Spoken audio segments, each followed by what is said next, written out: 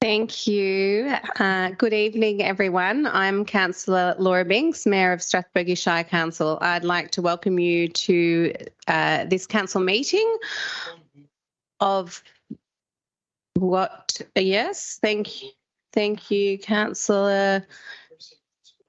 Hang on, can I just? Yes. Can you take a seat, please? You don't need to stand. And put your mic on, please. Can you state your point of order, what it is? Yes. And hang on, you can take your seat, please. Thank you.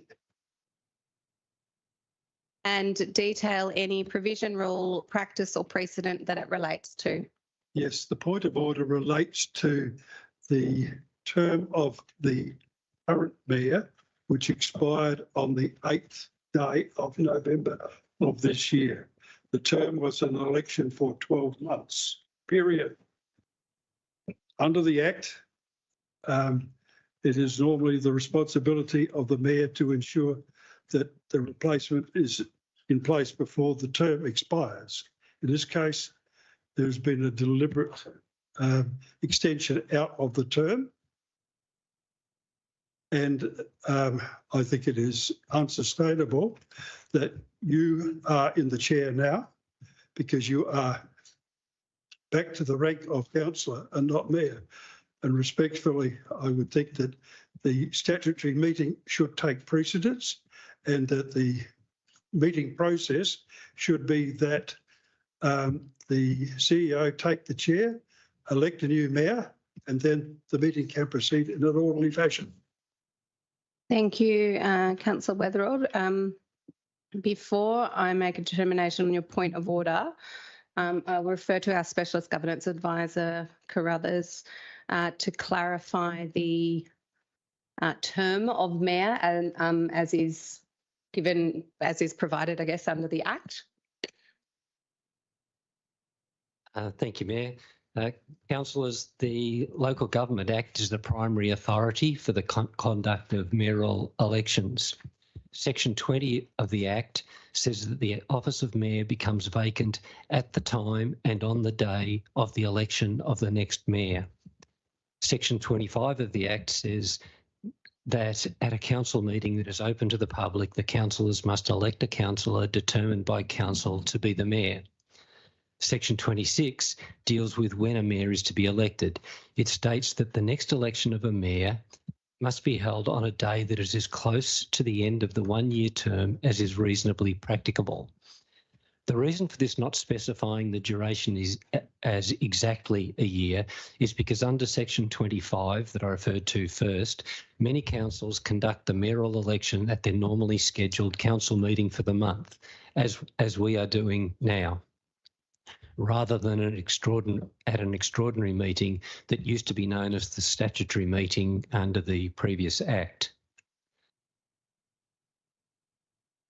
So the mayor's term hasn't expired until we get to the item where we discuss the election of the mayor, which is in the agenda, I think, at item 12. Thank you, Officer Carruthers. Just to clarify there that we've often referred to the idea of a statutory meeting. Am I correct in understanding that with the new Act, we don't have statutory meetings anymore? We have election to office per se? Yes, the Act merely requires that at a council meeting that is open to the public, the councillors must elect a councillor to be mayor. Great, thank you, Officer Carruthers. So thank you, Councillor Weatherall. Based on the advice from Officer Carruthers as our Specialist Governance Advisor from the Local Government Act, I don't hold up your point of order relating to the term of my mayoral term. So I shall continue. I move that the chair's decision be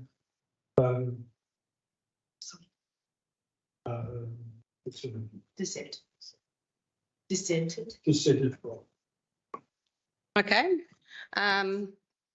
We'll go to our governance rules. So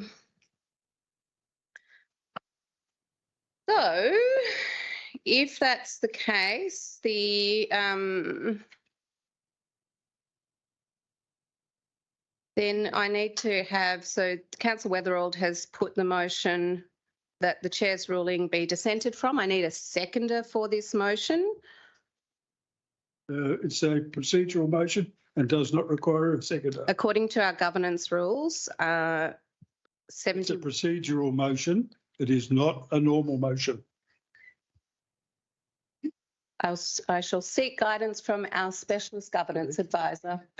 Our governance rules at item 71.2 says that when a motion in accordance with this rule is moved and seconded, the chair must leave the chair and the deputy mayor, or if there's not a deputy mayor, a temporary chair must take their place. So clearly it has to be moved and seconded. Excuse me, through the chair. That is for normal motions. This is a procedural motion which has a different classification. This is under the heading 71, dissent from chair's ruling. A councillor may move that the meeting disagree with the chair's ruling on a point of order by moving, quote, that the chair's ruling relating to this matter be dissented from. When a motion in accordance with this rule is moved and seconded, the chair must leave the chair and the deputy mayor must take their place. At this time, I accept your advice. So Councillor Weatherald has put the motion. Is there a seconder for the motion?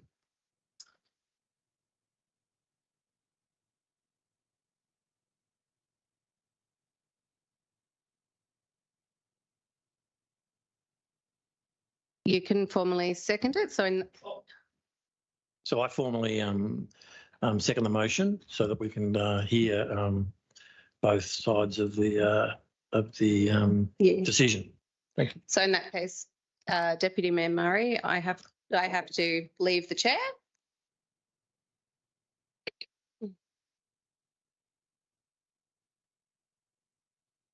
That's the governance as it relates to.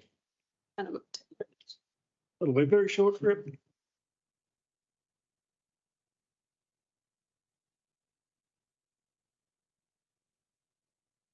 So we just take a minute to clarify the situation here, and yep, we'll get back to you, Councillor.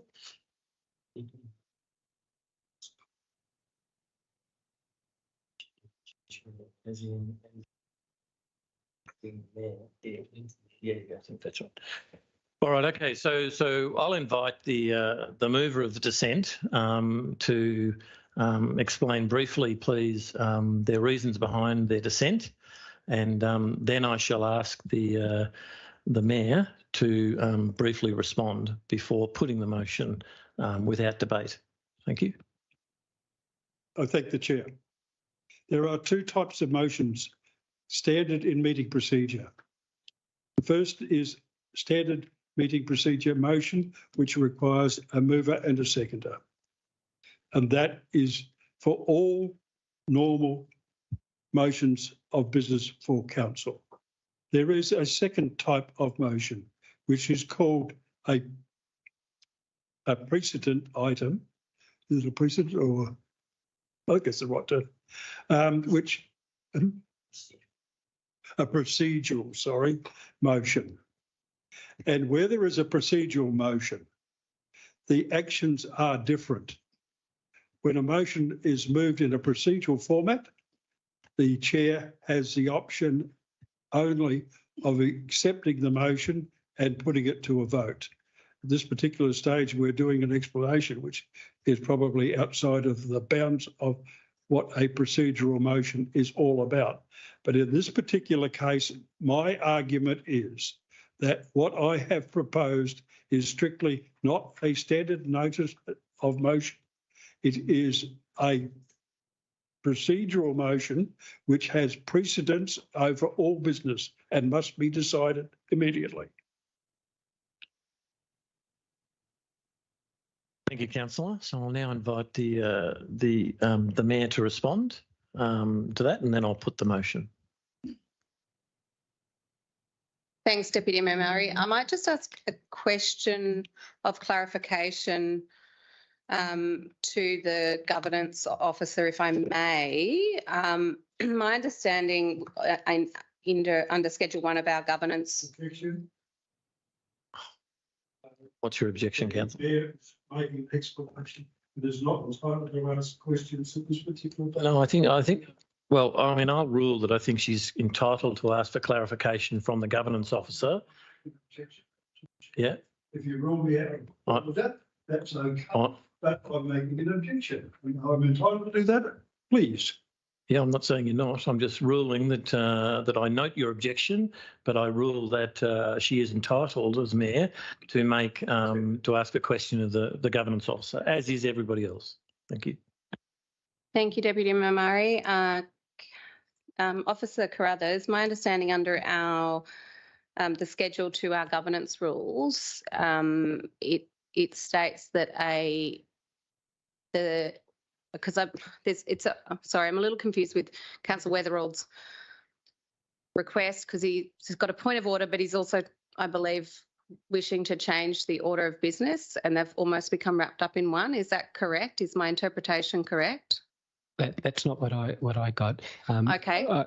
In my summary of what happened is that Councillor Weatherall raised a point of order, and then when he was asked to, then he lodged a motion of dissent about the point of order being disallowed. When the Deputy Mayor invited him to explain the reason for his dissent, he explained why he thought he should be allowed to pass a motion rather than why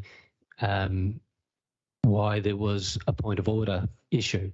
And it's the point of order issue that Councillor Weatherall should be explaining. Thank you. Thank you for that clarification. I appreciate it. So regarding if we go back to the point of order and the ruling on it, which is my ruling on the point of order, which is what we are about, what the Deputy Mayor will be putting to the vote shortly.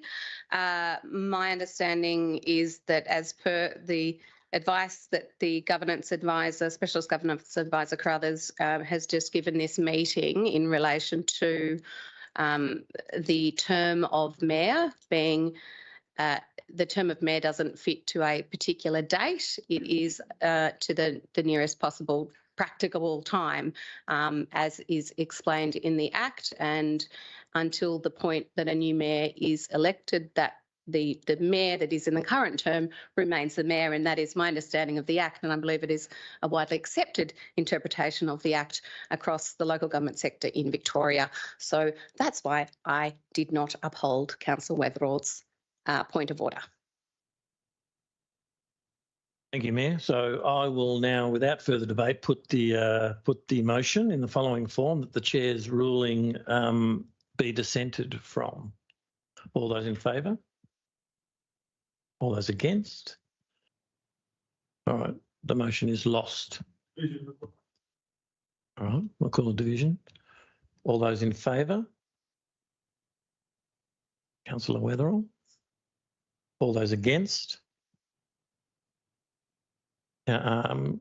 Councillor Hayes-Burke, Councillor Rayburn, Deputy Mayor Murray and Mayor Binks. The motion is recorded. Thank you.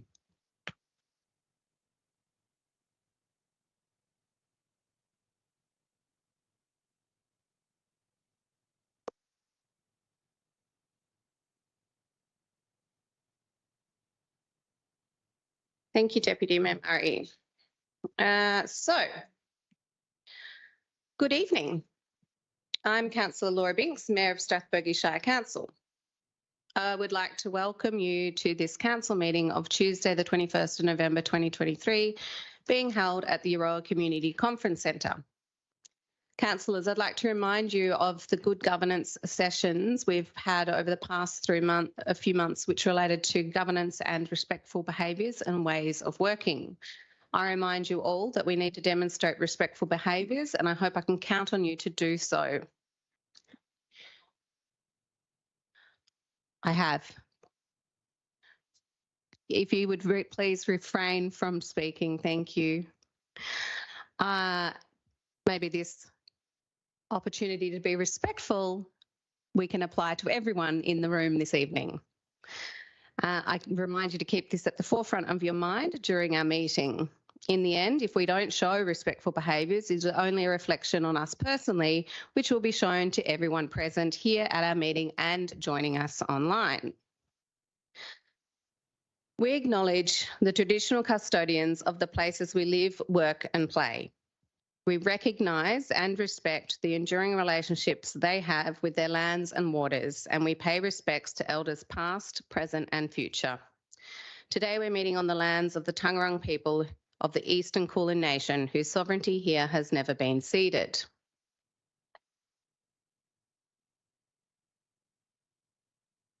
This public meeting is being streamed live via our website and made available for public access on our website, along with official minutes of this meeting.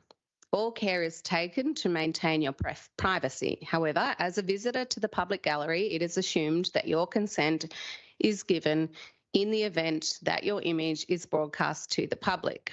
It is also assumed that your consent is given to the use and disclosure of any information that you share at the meeting, including personal and sensitive information, to any person who accesses those recordings or minutes.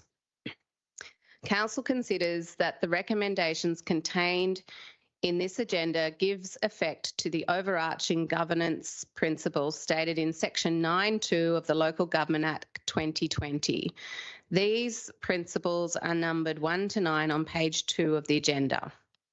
We welcome people to our public gallery and also those viewing this meeting through our live stream via our website. This meeting is being held in accordance with Strathbogie Shire's governance rules. If we have technical difficulties during today's meetings, which mean we are unable to stream the proceedings to the public, we will continue with the meeting given the public gallery is open.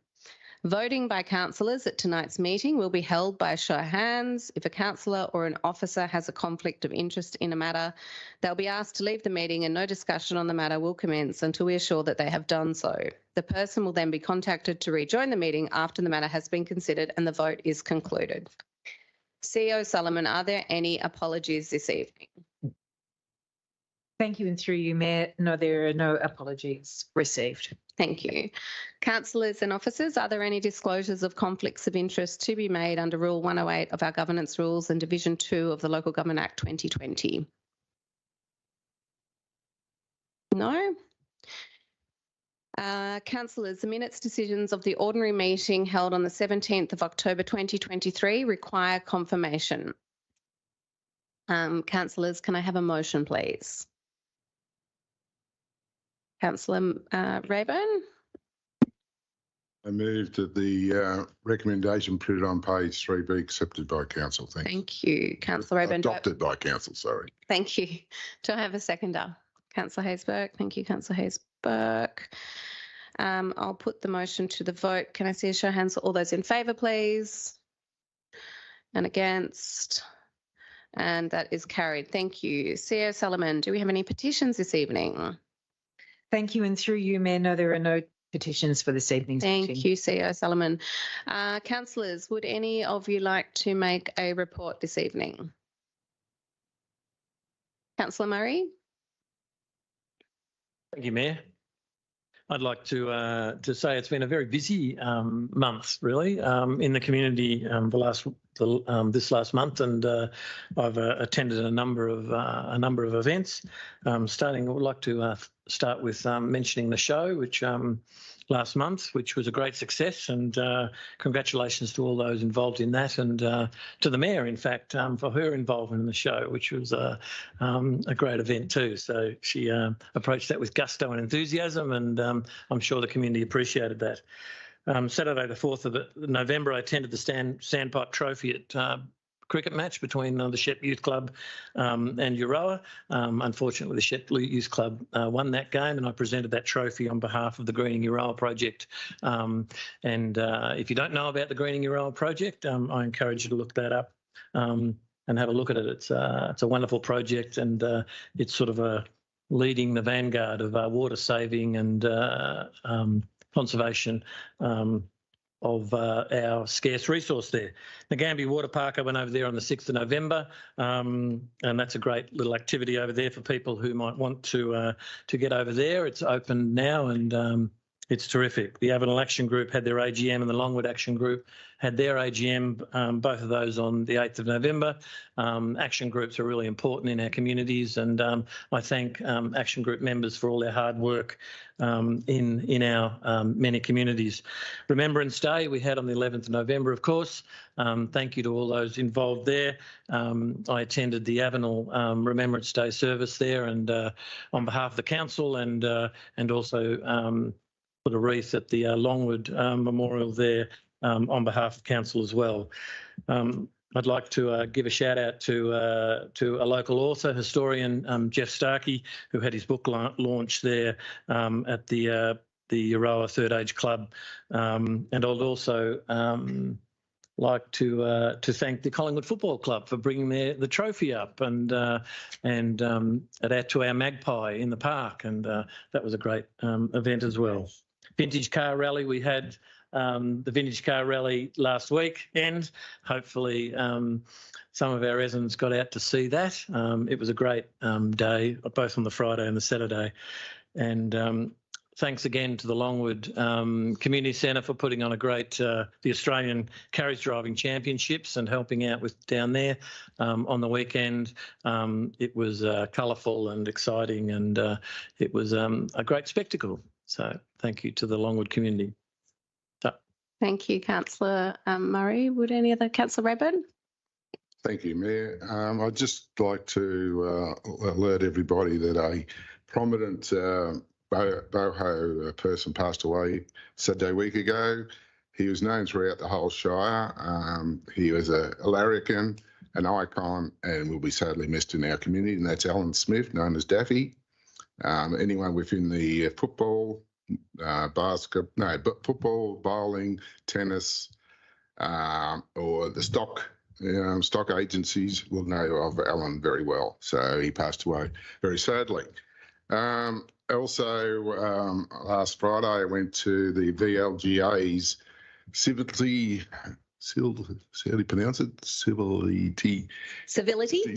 that's the word. Civility conference in Melbourne on understanding how we treat and respect each other, which was a great conference. I thoroughly enjoyed myself. Had an opportunity to say something to the minister, which hopefully she hears and understands. And I had a lot of talk with a lot of other councillors who are having issues as similar to what we are. And it's not just us, it's in this trouble throughout the state of Victoria. And on Sunday, I went to the Violet Town Mile, Shadforth Mile at Shadforth Reserve, which was a great community day, and it was magnificent, actually. I actually had to walk around it, so they sucked me in, but that's all right. And I've just got a little thing I'd like to read out, if I may, for the community, who I am so grateful and glad that I've been part of this community as a councillor, and to see Tom sitting over there. It's sad that I have to say this. With a sad heart and with pride where I've come from and who I am, in foreshadowing this could be our last meeting. I would like to take the opportunity tonight to say a few words. We know the Minister's decision after the second Monitor Peter Stevens' appointment to Strathbogie is imminent.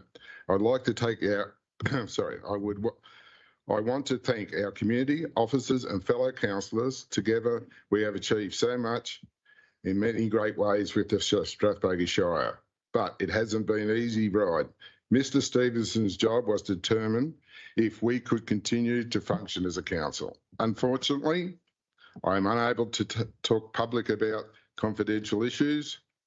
Doing this would be a significant breach of the Local Government Act. I look forward to the day I can provide our community with more understanding. What I can say today is I'm so proud to call Strathbogie Shire Council home.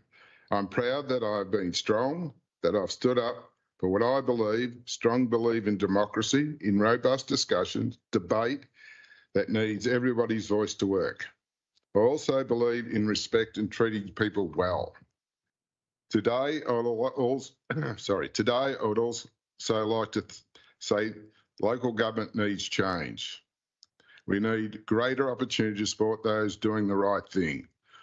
All a councillor has to do is resign to make consequences of a code of conduct disappear, which that's what I spoke to the Minister about last Friday, that should never happen. The community should always be have the opportunity to have transparency, that any councillor who resigns to get out of a breach of a conduct is irresponsible and unrespectful for its community.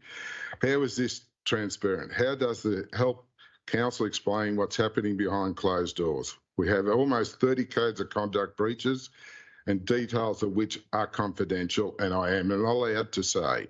So without understanding or information, we have a community rightly questioning where the problem is.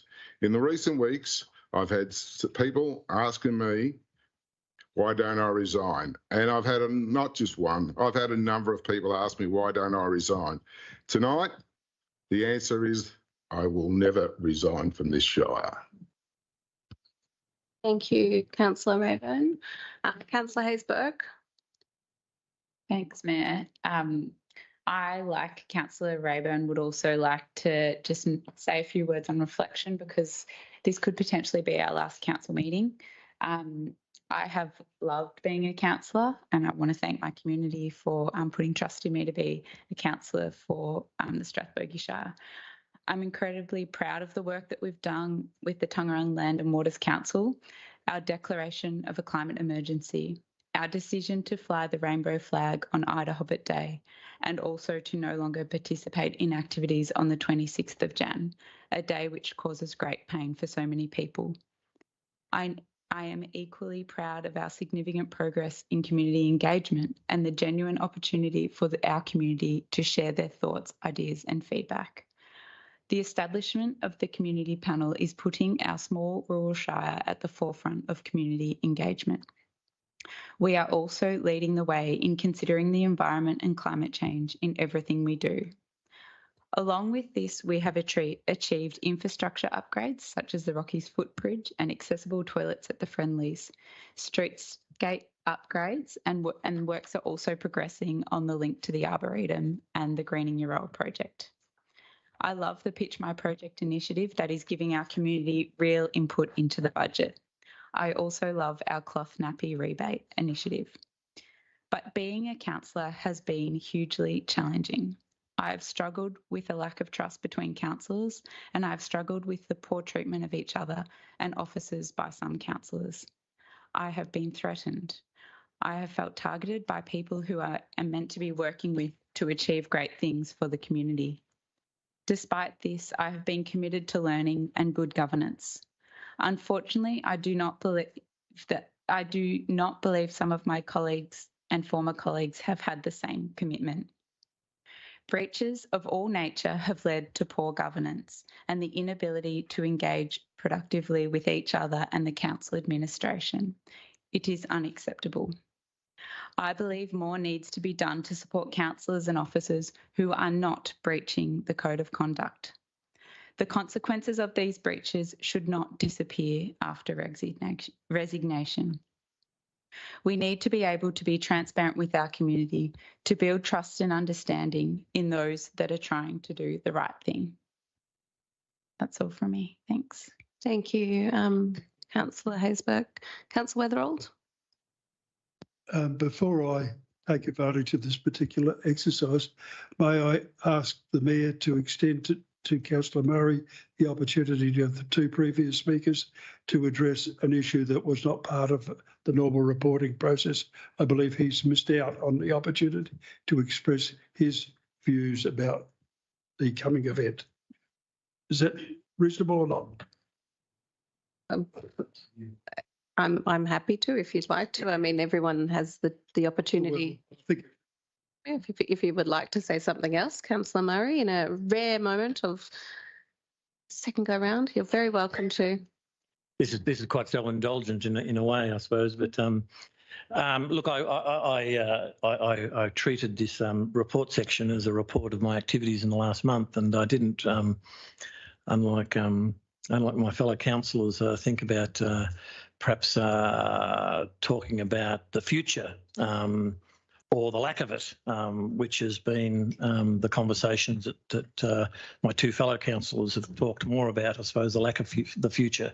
I still see hold out hopes for a future and for the democratic process moving forward in our shire, and for us to represent the people of our shire in the coming year ahead. So I intend to keep working on that assumption that that democratic right of people to be represented in the local government is important and vital, and I think and I hope that the minister sees that as an important thing to hold on to, and that there are some other measures that are made to cope with the current situation and the past situation.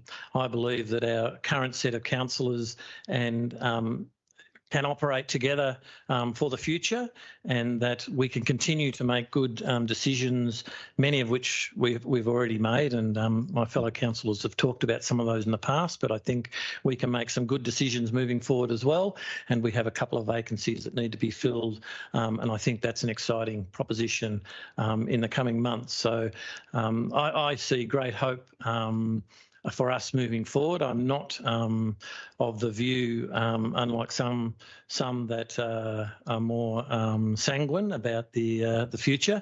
I see it as more hard work ahead, but achievable in the future. Thank you. Thanks, Councillor Murray. Councillor Weatherall. I'll address the regular issues first. The standpipe cricket match over at the Oval. An exciting game of cricket. Very close, very competitive. And the result wasn't known until the last over was well in process. And it was an outstanding change from the days of old, when I can remember trying to get permission of a former council to remove the barbed wire fence that used to surround the area to fence it off. So it's come a long way, and the council is to be congratulated on the quality of the playing surface there. Magnificent. Queen Elizabeth Gardens at Ngambie, been a contentious issue and problem for watering because there's been some breakdowns. I believe the Chief Executive Officer has looked at that very kindly and is endeavouring to do whatever is possible to assist this magnificent display of roses at Ngambie, done by locals. Great effort. I attended the Remembrance Day assembly at the memorial in Ngambie. A good crowd attended in attendance, and there was quite a good number of young people there. A magnificent wreath that the Shire provided was almost a challenge to move. It was large and it was very attractive. And I'm glad that the Shire honoured those people who served this nation. Collingwood, the cup came to Euroa. And it was a great opportunity to get the Mayor and Laura on a photograph in front of the magpie. Swoop. Good heavens, it was good. And I attended at Violet Town, an opera at the Church of England. And the music was amazing. It was a program that did the community of Ngambie. No, sorry, we got the wrong town. Of Violet Town proud, and I hope improve their spiritual impact on the world. With that, I would like to say that as a councillor, I'm fit and able to carry on serving this community. I am not tired, I'm not worn out, and I'm not frustrated. I believe local government has been poorly dealt with here, and the performances by what has happened has done no credit to this Shire. And there will be a mayoral election at the end of this meeting for probably the shortest term mayor that's ever endeavoured to set foot in the world. But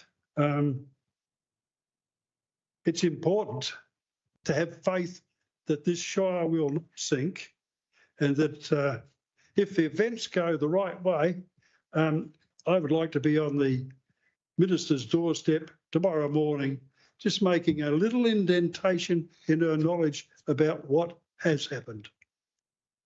Thank you, Councillor Weatherold. So Councillor is currently seeking community feedback on some important projects. We're calling for Strathbogie residents to express their interest in joining the Strathbogie LEAP steering group to develop the town's draft local emergency action plan.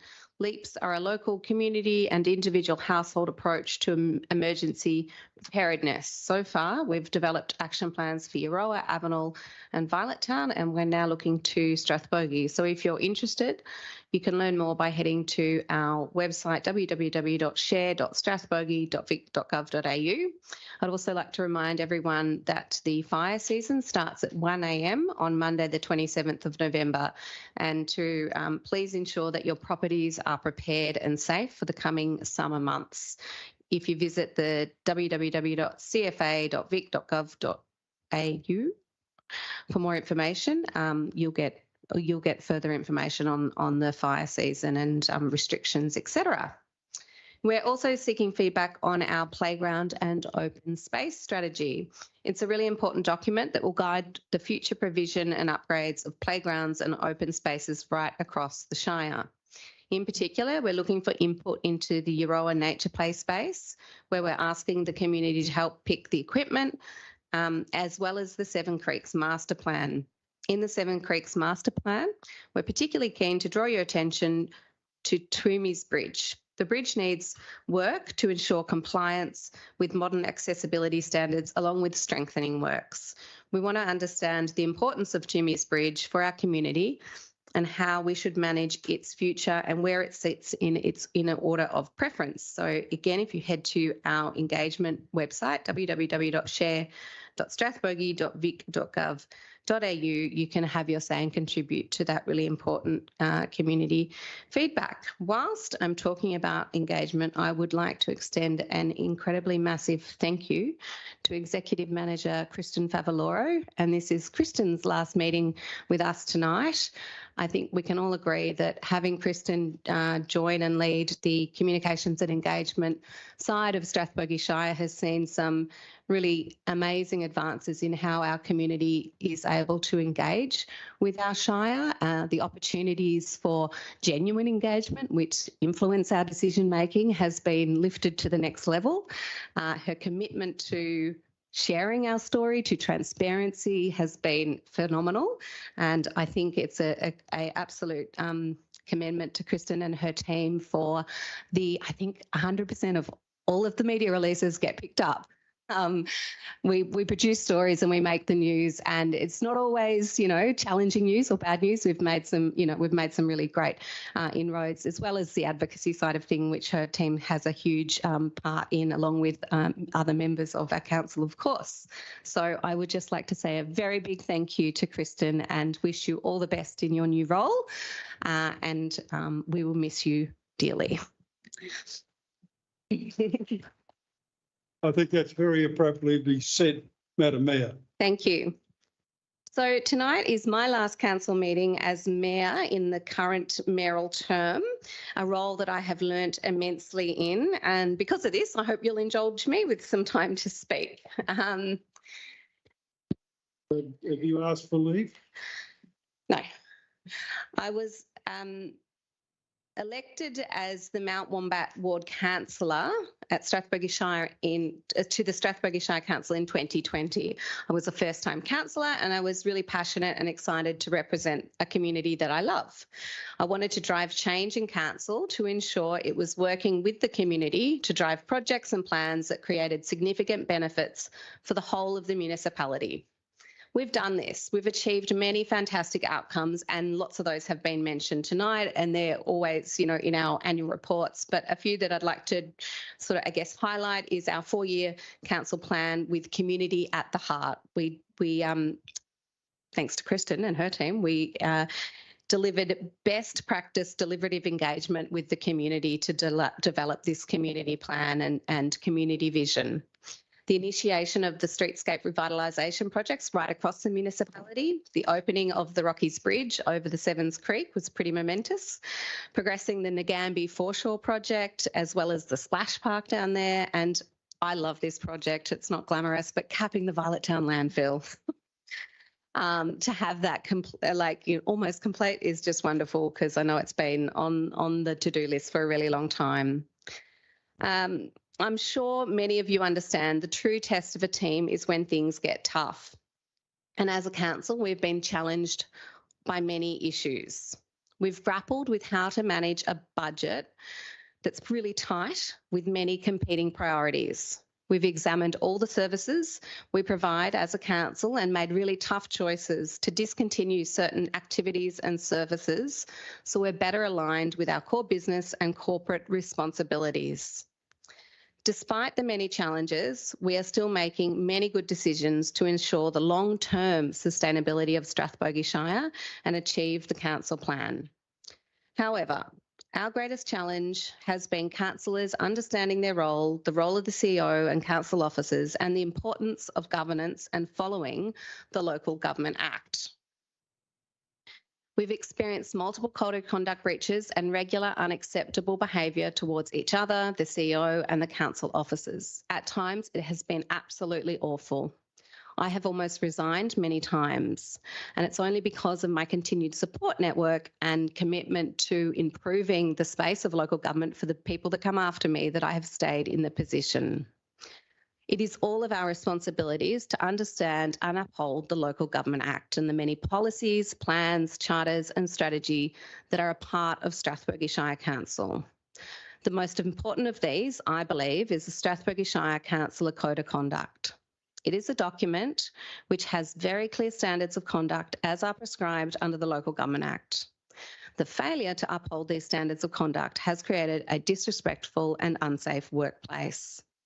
There are posters in the Civic Centre toilet bathrooms that remind us that not all disrespect leads to violence, but violence starts with disrespectful behaviour. Every year, Council supports and promotes the 16 days of activism against gender-based violence, and it's about to begin on Saturday, the 25th. As elected members, we must demonstrate the highest level of courtesy and respect. And while we are currently in a different position than we were a month ago and even 6 months ago, I do not believe that we have had enough time to come together and work as a team. We are still seeing breaches in confidentiality. And while I desperately would love to tell you about the issues, I cannot and I will not, because that would be practicing poor governance. I'm committed to creating a respectful decision-making environment, and if that means that we need to lose our democratically elected members to achieve this, I am okay with that. Everyone deserves better. Our community deserves better. Our CEO deserves better. Our officers deserve better, and my fellow councillors deserve better. We may be elected by the people, but we must be committed to performing our governing roles with respect, courtesy and kindness. We must be committed to learning our roles and understanding the complexity of local government. Local government is not like state and federal government. We don't work with the government and an opposition. We are all councillors, the CEO, the officers, part of the one team working to achieve the council plan as created in consultation with the community we are here to serve. So today I'd also want to respond to some recent personal attacks on my character and ability. I want to say that sweeping bad behaviour under the rug would have been the easy thing to do. Sure, I could have put up and shut up. I'd been told to do that a lot of times, but I'm not going to do that. Monitors have been appointed to more than 10 Victorian councils. How many more are struggling through the same issues at Strathbogie, but they're not speaking up? As a young female mayor who's not willing to put up with disrespectful and unsafe workplace, I'm brave enough to say that poor behaviour is not okay and to do something about it. And I hope you can see this outcome as a positive and not a negative. CEO Solomon, are there any questions from the public this evening? Thank you. And through you, Mayor. Yes, we have 3 submitters for questions for tonight's meeting. Before I invite the submitters to present their question, I would also like to remind our community that questions for council meetings are to be received by 12 noon on the day prior to the scheduled meeting. To ensure a smooth transition to the new timelines for public question time, we will adhere to the revised governance rules as adopted at the October 2023 meeting from January 2024 onwards. So the 3 questions have been accepted under that circumstance.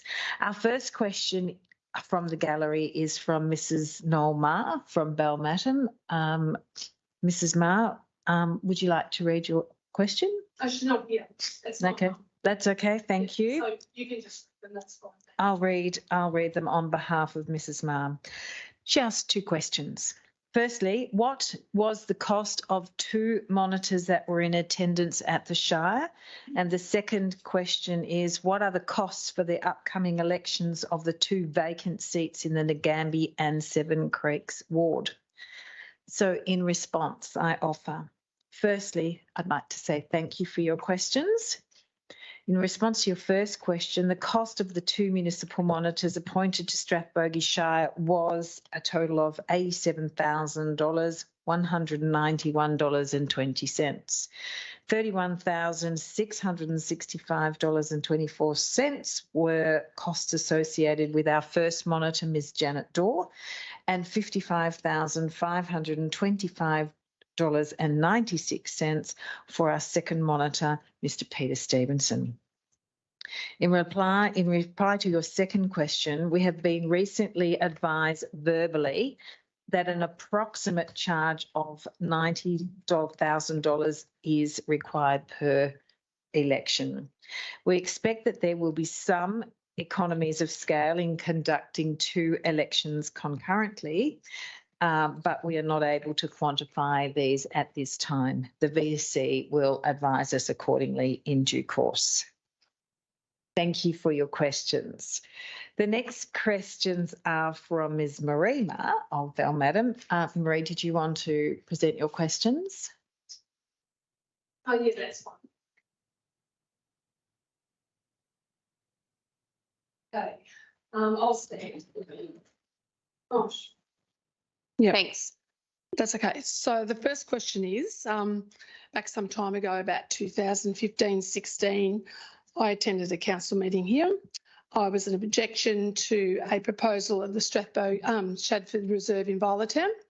That was upheld, and the applicant, they didn't get their proposal put through.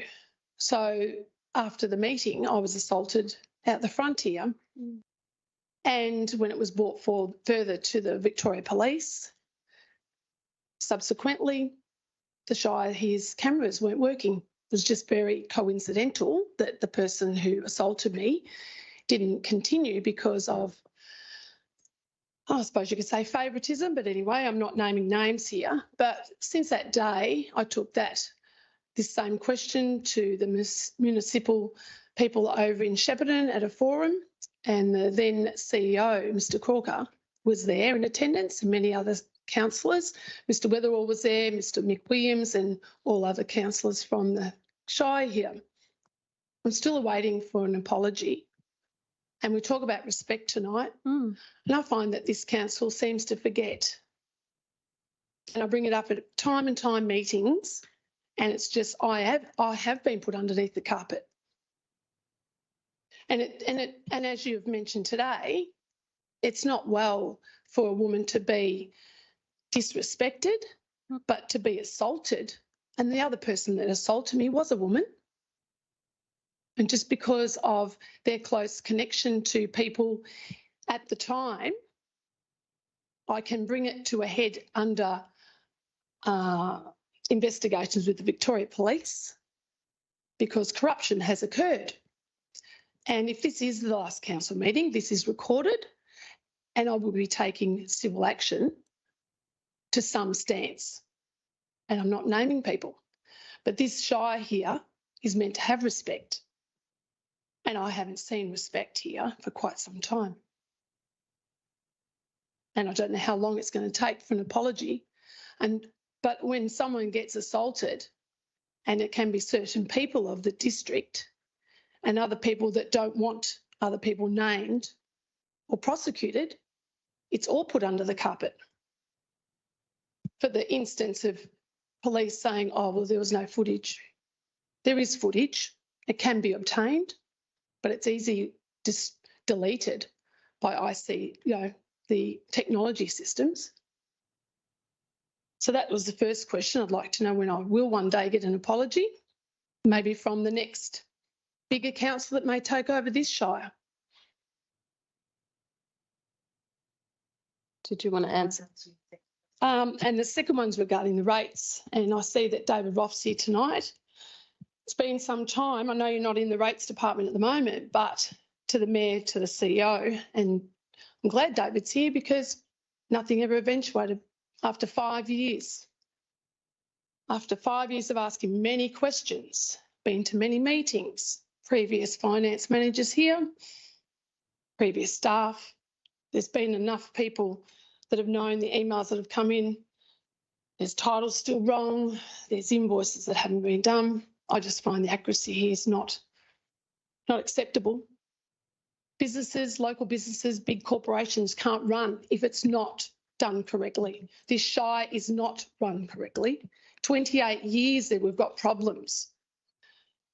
That's where you get your revenue from, is from the rates. So if your rates aren't correct, you're not receiving the correct rates coming in from ratepayers, you haven't got a budget. So it all falls down to your finances here of this shire are incorrect. And until something's done about rates and problems fixed, I can't see this shire is going to go any further because we've got problems. Nothing's fixed. Thank you. Thanks. Thank you for your questions, Marie. And in response, firstly, we agree, Marie. Respectful behaviour is something that we all expect and is a fundamental right for all people. I would like to sincerely apologise on behalf of council, even though I was not here at the time. I would still like to sincerely apologise, and I'm sorry to hear of your assault, Marie. That is actually not acceptable. I understand that Phil Carruthers has been in contact with you to meet with you after tonight's meeting to get more details. We hope that you are able to pursue a resolution through the Victoria Police.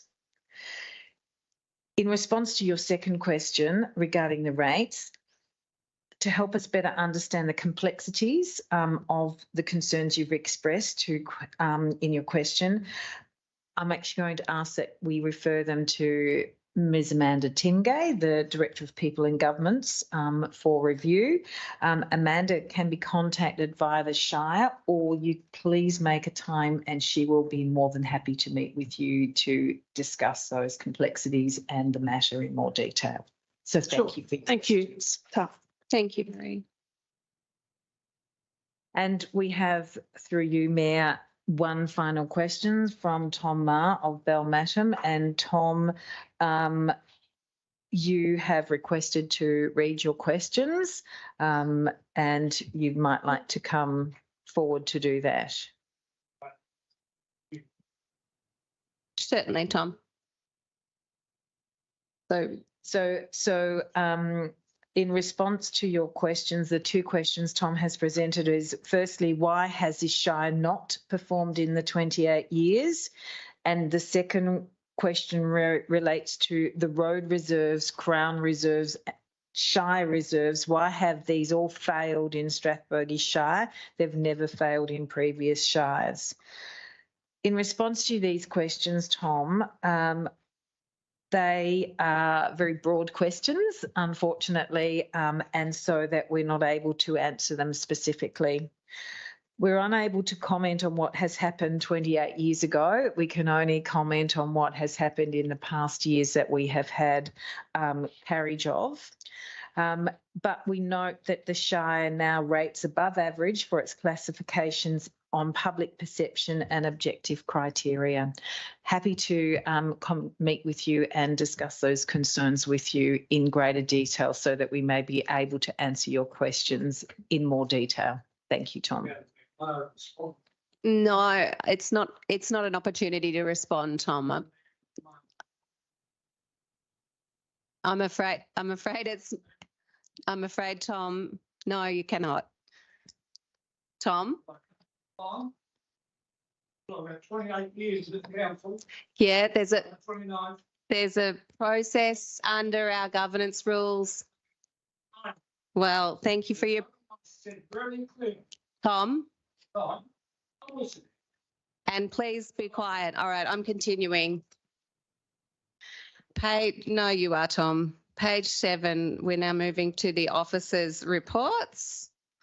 Item 11.1.1, planning applications received and planning applications determined 1 to 31 of October 2023.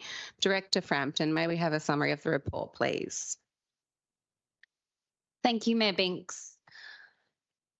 This report provides listings of all planning applications received in Attachment 1 and planning applications determined in Attachment 2 for the period of 1st to the 31st of October 2023.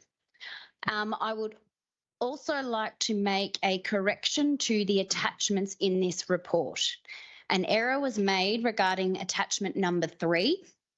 The Planning Permit Activity Performance Report from September 2022 was uploaded instead of the September 2023 report. This has been corrected. The correct attachment has been sent to all councillors this afternoon and has also been published on Council's website for full transparency. It is noted that there were 14 new planning applications received and 14 planning applications decided upon during this reporting period. There is also an additional attachment, which is attachment number 4 to this report, which provides an update on current Victorian Civil and Administrative Tribunal or VCAT appeals relevant to our municipality, where no decision has been made. A recommendation is printed on page 7 for Council's consideration. Thank you, Director Frampton. Councillors, are there any questions of clarification for the officer regarding this item? Councillor Murray. Thank you, Mayor. Through you, I'm really pleased to see that this new late timeframe file came through after having a look at the other one that we were sitting on, I think probably 76% within timeframe. It's really nice to see this figure, an accurate figure of 90% of our planning applications are done, our standard applications are done within the timeframe, and that our VicSmart ones are 100%. So is that quite unusual? I'll ask the question amongst shires. Thank you, Director. Thank you, Councillor Murray. Yeah, we are actually really strongly performing in this space. So I think that's a testament to our planning applications policy that was enacted and we actually reviewed recently as well. So that's now had 12 months of operation. And when we compare the average for the state is actually 63.9% in this financial year. So us sitting at 91% is a really great outcome. So which means quicker turnaround times for community and potential applicants for standard applications. So that's really promising. Thank you, Director Frampton. Are there any further questions or clarification? Yes, Councillor Weatherald. Firstly, I'd like to add my appreciation to Councillor Murray's comments. the planning department appears to have set new standards that should and will be appreciated in the future by ratepayers, because there will be some certainty and confidence in our planning department, which in the past has been lacking. It's important. Can I just clarify that this is a question of clarification? We're not yet into the debate section. Do you have a question of clarification? I think you've stumped me. Okay, thank you. Save it for the debate. Okay, if there's are there any further questions of clarification? I just have a question relating to the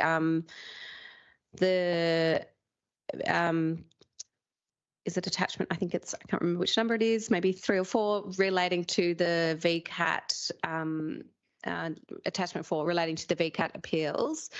Is that, is that a common thing for councils to share those, and how, I guess, are we tracking in terms of numbers compared to others? I'm interested in that. Thank you.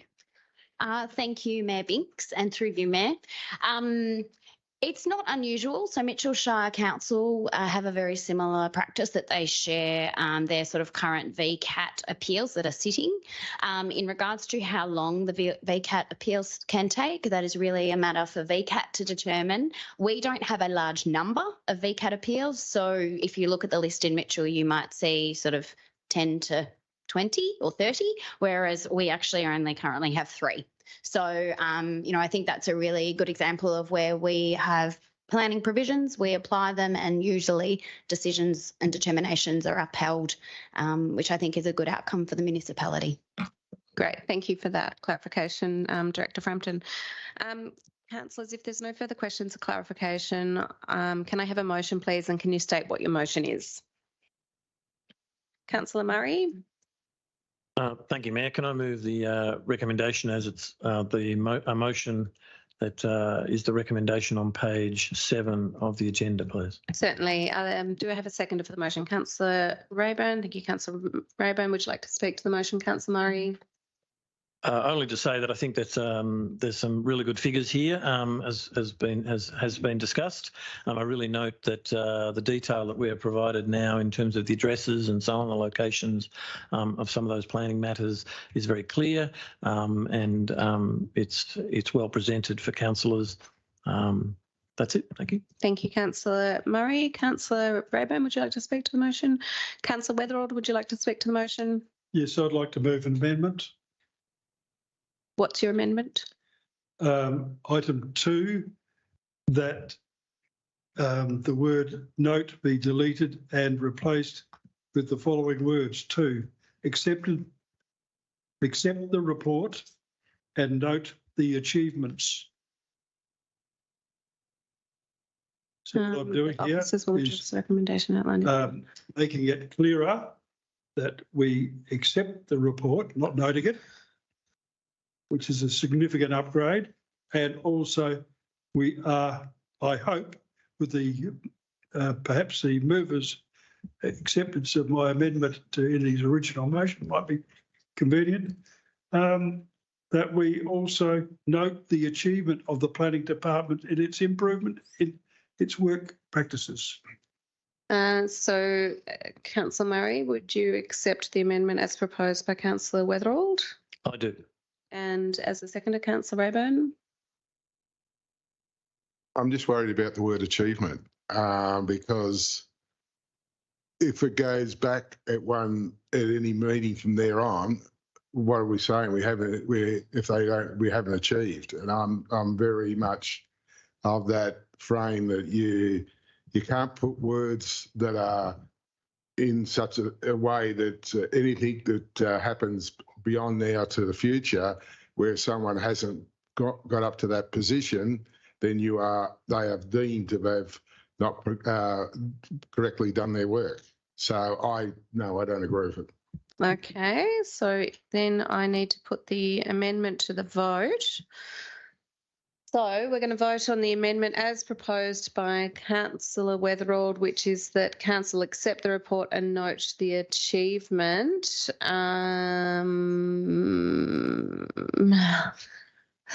hang on, Do we need to debate? We need to debate the Can amendment. I be helpful, ma'am?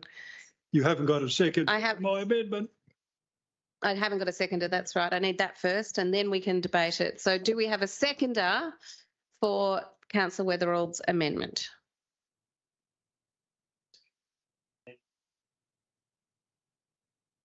Yes, it's legal. He can. I'll second the amendment. Okay, so the amendment is seconded, so it's moved. Councillor Weatherald, seconded. Councillor Murray. Councillor Weatherald, would you like to speak to the amendment? I believe that what we are talking about here is actual results that the planning department have achieved. I'm not talking about future results or anything that is expected in the future. The future will look after itself. I note when something is achieved and there's good work done, that it is important that the officers receive as much congratulations and encouragement from council, because good results lead to happy ratepayers. Thank you, Councillor Weatherald. Councillor Murray, would you like to speak to the amendment? Only in that I believe that it is not a major variation to the motion, that it's accepting the report. The achievement, there are various levels of achievement. It's not as if one's an achievement and the rest, if it's slightly lower, it's not an achievement. As a teacher, I can tell you that there are heaps of levels of achievement that are possible, councillor, and this is one of that's worthy of noting, I think, and commenting on, that we've achieved a high level here, and it's worth putting it in, and I don't see a particular problem with it. Thank you. Thank you, Councillor Murray. Would any councillor like to speak against the motion? No. Anyone else want to speak? No. Okay, I'll put the motion to a vote. This is for the amendment. Can I see show of hands? All those in favour? 3 and against 2, and that is carried. So we will go back to the motion with the amendment with those changes to point 2, that council accept the report and note the achievement. So, Councillor Murray, would you like to speak to the motion? No, I think enough's been said. Thank you, Mayor. Councillor Rayburn, would you like to speak to the motion? Any other councillor like to speak to the motion? If not, councillors, I'll put the motion to vote. Can I see show of hands? All those in favour, please. Against, and that is carried. Okay, councillors, we now move to page 9, item 11.2.1, road safety audit, Goulburn Street, Nagambie. Director Frampton, may we have a summary of the report, please? Thank you, Mayor Binks. At the council meeting on the 19th of September 2023, council resolved to maintain its previous position as endorsed at the 21st of March 2023 council meeting to exit the school crossing program. And the second part of the resolution was to authorise officers to undertake an independent road safety audit to determine the most appropriate road safety infrastructure measures for Goulburn Street and Nagambie school crossing area, and to receive a further report. This report presents to council the independent road safety audit for noting and outlines several road safety infrastructure measures officers will investigate for future funding opportunities and consideration in council's budgetary process for 2024 and 25 and beyond. In addition, officers will also complete a series of minor infrastructure works in Goulburn Street and Nagambie to improve pedestrian safety as recommended in this report using existing budget allocations within Council's operational budget 2023-24. Officers' recommendations are detailed on page 9 of tonight's agenda for your consideration.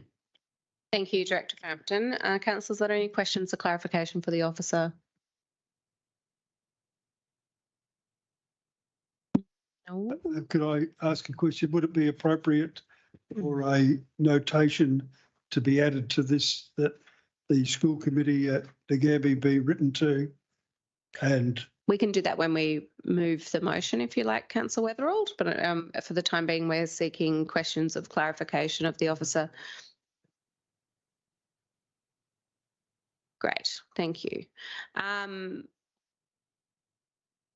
I had a question of clarification just around the, I know there's different levels of, I guess, if we go through to the report where we have the finding and the risk rating and how it should be responded to, in terms of councils, I guess, you know, now that we have the road safety audit and if there's, if you could just outline a little bit further what you believe the process will be to ensure that this proceeds post, you know, if this motion is adopted and just what that process might look like and just to get a better understanding for the school community. Thank you, Mayor Binks, and through you. If you actually turn to page 10 and 11 of the council report, you'll actually see the listing of the 8 primary findings from the road safety audit. The full road safety audit is also attached to the agenda for the public's interest. And you'll see that of those 8 requirements, a number of them are rated high to medium in terms of risk rating. So the risk rating compiles the likelihood of a crash occurring and then the severity of that crash occurring, and also identifies whether something is a primary recommendation or a supporting recommendation. So that's what the S's and the P's in brackets also refer to. Mm-hmm. You'll also see on 2 items, though, that they have been risk rated as a noted. Mm-hmm. Now, that is common practice amongst road safety auditing where the likelihood and consequence is low. So that's just for council and the community's understanding that is a very common practice. So you will see that we are proposing that we can achieve some things very quickly, which are around the replacement of existing parking, bus and no standing signs, which were found to be relatively faded. And then you'll also see that there are a number of other much larger projects like tactile ground surface indicators, crossing redesign, and a number of other larger signs, and also what are called local area traffic management initiatives. Mm-hmm. They will require a lot more thought and design, and we'll actually, so what the plan is to put these in as a capital budget bid for 2024-25. So that we can actually get that design works and potentially also the infrastructure upgrade. So that is what officers are proposing, given the amount of funds that are likely to be required for for the larger infrastructure works. Thank you for that clarification, Director Brampton. Councillor Murray. Can I ask a question about some of our other crossings? I understand that we no longer have an involvement in those, but is it the practice that they will have some sort of road safety audit, do you believe, done on them, just to perhaps assure our community about what the future might be in some of those other schools? Thank you, Councillor Murray, and through you, Mayor. The current situation in regards to the other roads is also partially dependent on what, I'm going to say Safe Transport Victoria, Department of Transport are going to determine in regards to who is actually responsible for those roads and those crossing points. Certainly that is something Council could consider in terms of future road safety audits on roads that are Council's responsibility, but where the responsibility sits with the state, I imagine it will be their responsibility to consider road safety audits, as has previously been the case. Thank you. Okay, if there's no further questions or clarification, can I have a motion, please? And can you state what your motion is? Councillor Haysbert. Thanks, Mayor. Can I please move the motion on page 9 with an additional dot point that we write to the principal of Nagambie Primary School, or not, write to the Nagambie Primary School notifying them of the outcome of the road safety audit. Certainly. Thank you, Councillor Haysbert. Do I have a seconder for the motion? Councillor Murray. Thank you, Councillor Murray. Would you like to speak to the motion, Councillor Haysbert? I want to say I think it's critical now that we have this road safety audit in as part of the next step towards improving the safety for those pedestrians on Goulburn Street. I think this audit provides a sensible way forward of addressing all the safety concerns, and I understand from officers that those upgrades are achievable whether they're in this budget cycle or the next budget. So I think the Ngambie community can look forward to having this dealt with in a rather timely matter. Thank you, Councillor Haysbert. Councillor Murray, would you like to speak to the item? Briefly, just to say that I think road safety audits are really important, and they help us make informed decisions about how we should spend our money. And I think this is a valuable thing to do, and perhaps something that we need to use even more often. Thank you. Thank you, Councillor Murray. Would any other councillor like to speak to the motion? Councillor Weatherold. I have deep concerns. I do thank the assistance in the Ngambie community, who certainly appreciate the help provided by the Roa councillor. The situation in Lake Ngambie with the school audit provides at least 4 items that are being referred to next year's budget for consideration and funding. This means that they will probably be 1 to 2 years away from works program completion. This is an alarming situation of kicking the ball down the road. And I don't believe it was good enough, and it's especially typical of Euroa to punish the Ngambie community. Well, the Ngambie community I represent, and I put it to you clearly that they are being disadvantaged by what has happened here. And there is an important amendment that I would like to add to the council motion, and it reads that 4 now. Note, this school road safety issue has highest priority work status, and that every reasonable endeavour must be taken to complete this proposed works upgrade as soon as is practicable. It's important that while we cannot stress too much to our officers the importance of this area, the funding and whatever of the school crossing has been neglected over years, and the report shows the deficiencies quite clearly. If an accident or something is adverse happens there, it will not go to the credit of the Shire. I plead with the Shire to take my amended motion and add it to the motion so that a priority is embedded into the next budget system to ensure that it is a priority. Thank you, Councillor Weatherold. I'll ask the mover of the motion. Do you accept the amendment from Councillor Weatherold? No, I don't. I don't think it's necessary. Thank you, Councillor Haysbert. So what do I do now when the mover doesn't accept it? So I need a seconder for the motion, for the amendment? Right, okay, back to where we are. Okay, thank you. Okay, so do I have a seconder for the amendment as put by Councillor Weatherold? He's moved that amendment. No, if not, then the amendment has failed, and I'll continue with the motion we have on the table. Would you like to speak to the motion, Councillor Rayburn? No, just you're the only one that hasn't. I thought you might like to. You don't have to. No, the reason why I made comment when Councillor Weatherold was talking about Euroa not looking after Ngambie, we as councillors, and it's a #1 priority, we rule for the whole Shire, not for each little ward. So that's the reason why I made my little huffy thing, was because I believe we look at everything across the Shire rather than individual wards. And so that's the reason why I made my comment. And I believe this is a good outcome for the community of Ngambie. Thanks, Councillor Murray. Councillor Hayes-Burke, would you like your right of Rayburn? Sorry, Councillor Rayburn. I'm reading Councillor Murray in front of me. Apologies. Thank you, Councillor Rayburn. Councillor Hayes-Burke, would you like your right of reply? No, if not, you didn't move it. You seconded it.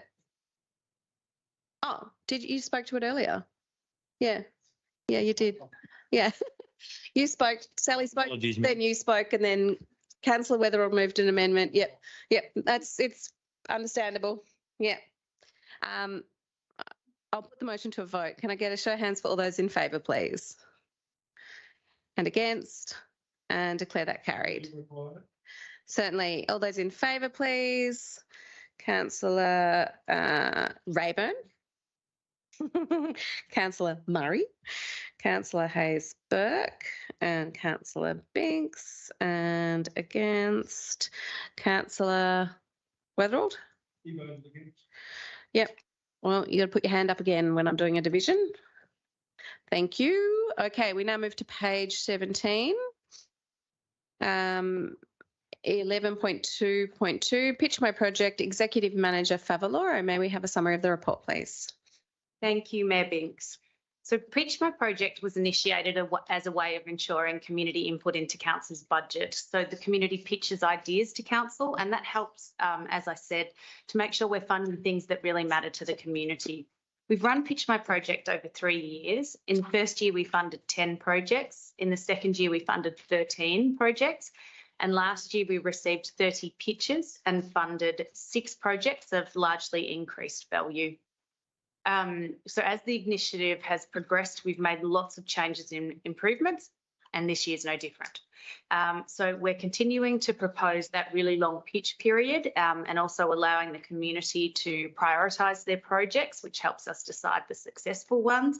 But we're also proposing a change to the guidelines that will include an opportunity for infrastructure projects or infrastructure pitches, I suppose. This would align to the strategic focus areas 5 and 6 in our council plan. Through Pitch My Project, through our community grants program, we're really often receiving requests for infrastructure upgrades and infrastructure work. So we hope that this change will, help provide that option to the community. So there's a recommendation on page 17 of tonight's agenda. Thank you, Executive Manager Favaloro. Councillors, are there any questions or clarification for the officer regarding this item? If not, councillors, can I have the recommendation? Can I have a motion, please? Yes, I'll move the recommendation printed 1, 2 and 3 with the 1 and 2 with the addition of item 3. Note, 3, minimise the administration costs of Pitch My Project where practical, and most items are Shire assets and should enjoy planned maintenance and repair programming.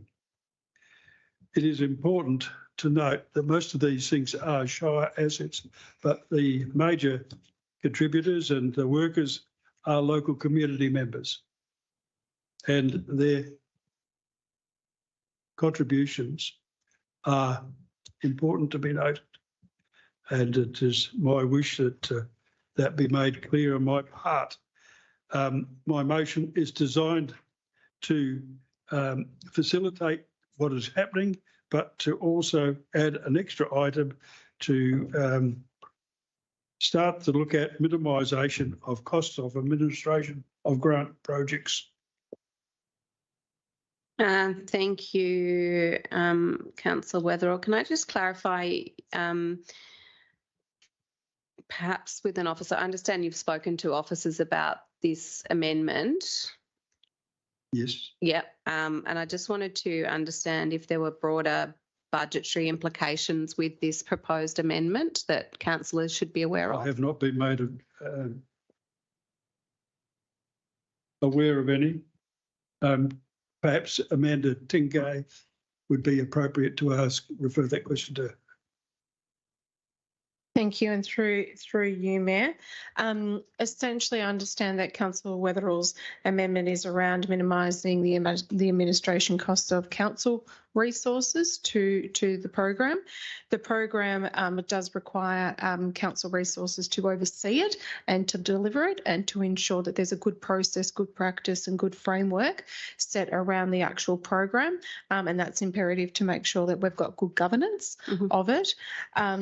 So in terms of minimising the administration costs, we do run on a shoestring to be able to deliver it by utilising our existing software programs that we do have in place. So I can ensure councillors that we are as tight as possibly can be in terms of what we need to do, but we also need to ensure that we've got a really good process and one that the community can have confidence in when we are delivering a program like this. Yeah, Thank you, Mayor Vince. Thank you, Director Tingay.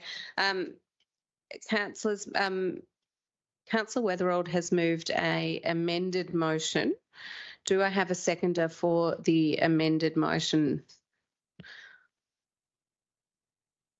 Councillor Murray?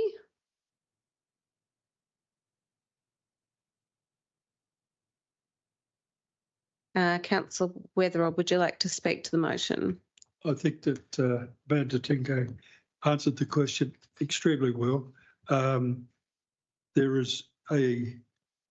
are correct. They do run a fairly tight ship, but it is never, ever going amiss to remind them that economies of scale should always be sought at every opportunity. So I welcome the opportunity to enhance the work that is being done and to ensure it has been done at the lowest cost to ratepayers. I commend the recommendation. Thank you, Councillor Weatherold. Councillor Murray, would you like to speak to? Yes, just to say that I think the recommendation there is needs to be supported. I think the Pitch My Project guidelines and so on, it's good to see that we've added the element of possibility of infrastructure projects being supported, and I think that's something that the community will be happy about. I also note that it sort of streamlines the process a bit, and I think the community will be happy about that as well, and hopefully we'll get plenty of applications, and we'll be able to allocate our 300,000 there that we've put out. And of course, I value the community's input on all of that, and I'm sure that the minimisation of administrative costs pretty much happens anyway, and I'm sure that won't get in the road of good governance in our shire. Thank you. Thank you, Councillor Murray. Would any councillor like to speak against the motion, to the motion? Thanks, Mayor. I support the recommendation as printed on the agenda. I don't support the additional dot point that Councillor Weatherold's raised. I don't think it's necessary. I think we're getting into operational territory, and I trust the officers to deliver this program without us having to say that they need to do it more efficiently, because I know that that's already happening. So I trust officers to undertake this program as printed in the report.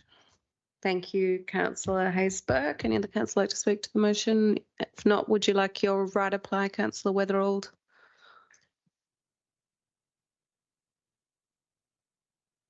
Okay, thank you, Councillor Weatherold. I'll put the motion to a vote. Can I see a show of hands? All those in favour, remember this is the motion with the amendment. Against? That is lost. So we'll move to the motion as printed. Sorry, I need a new motion.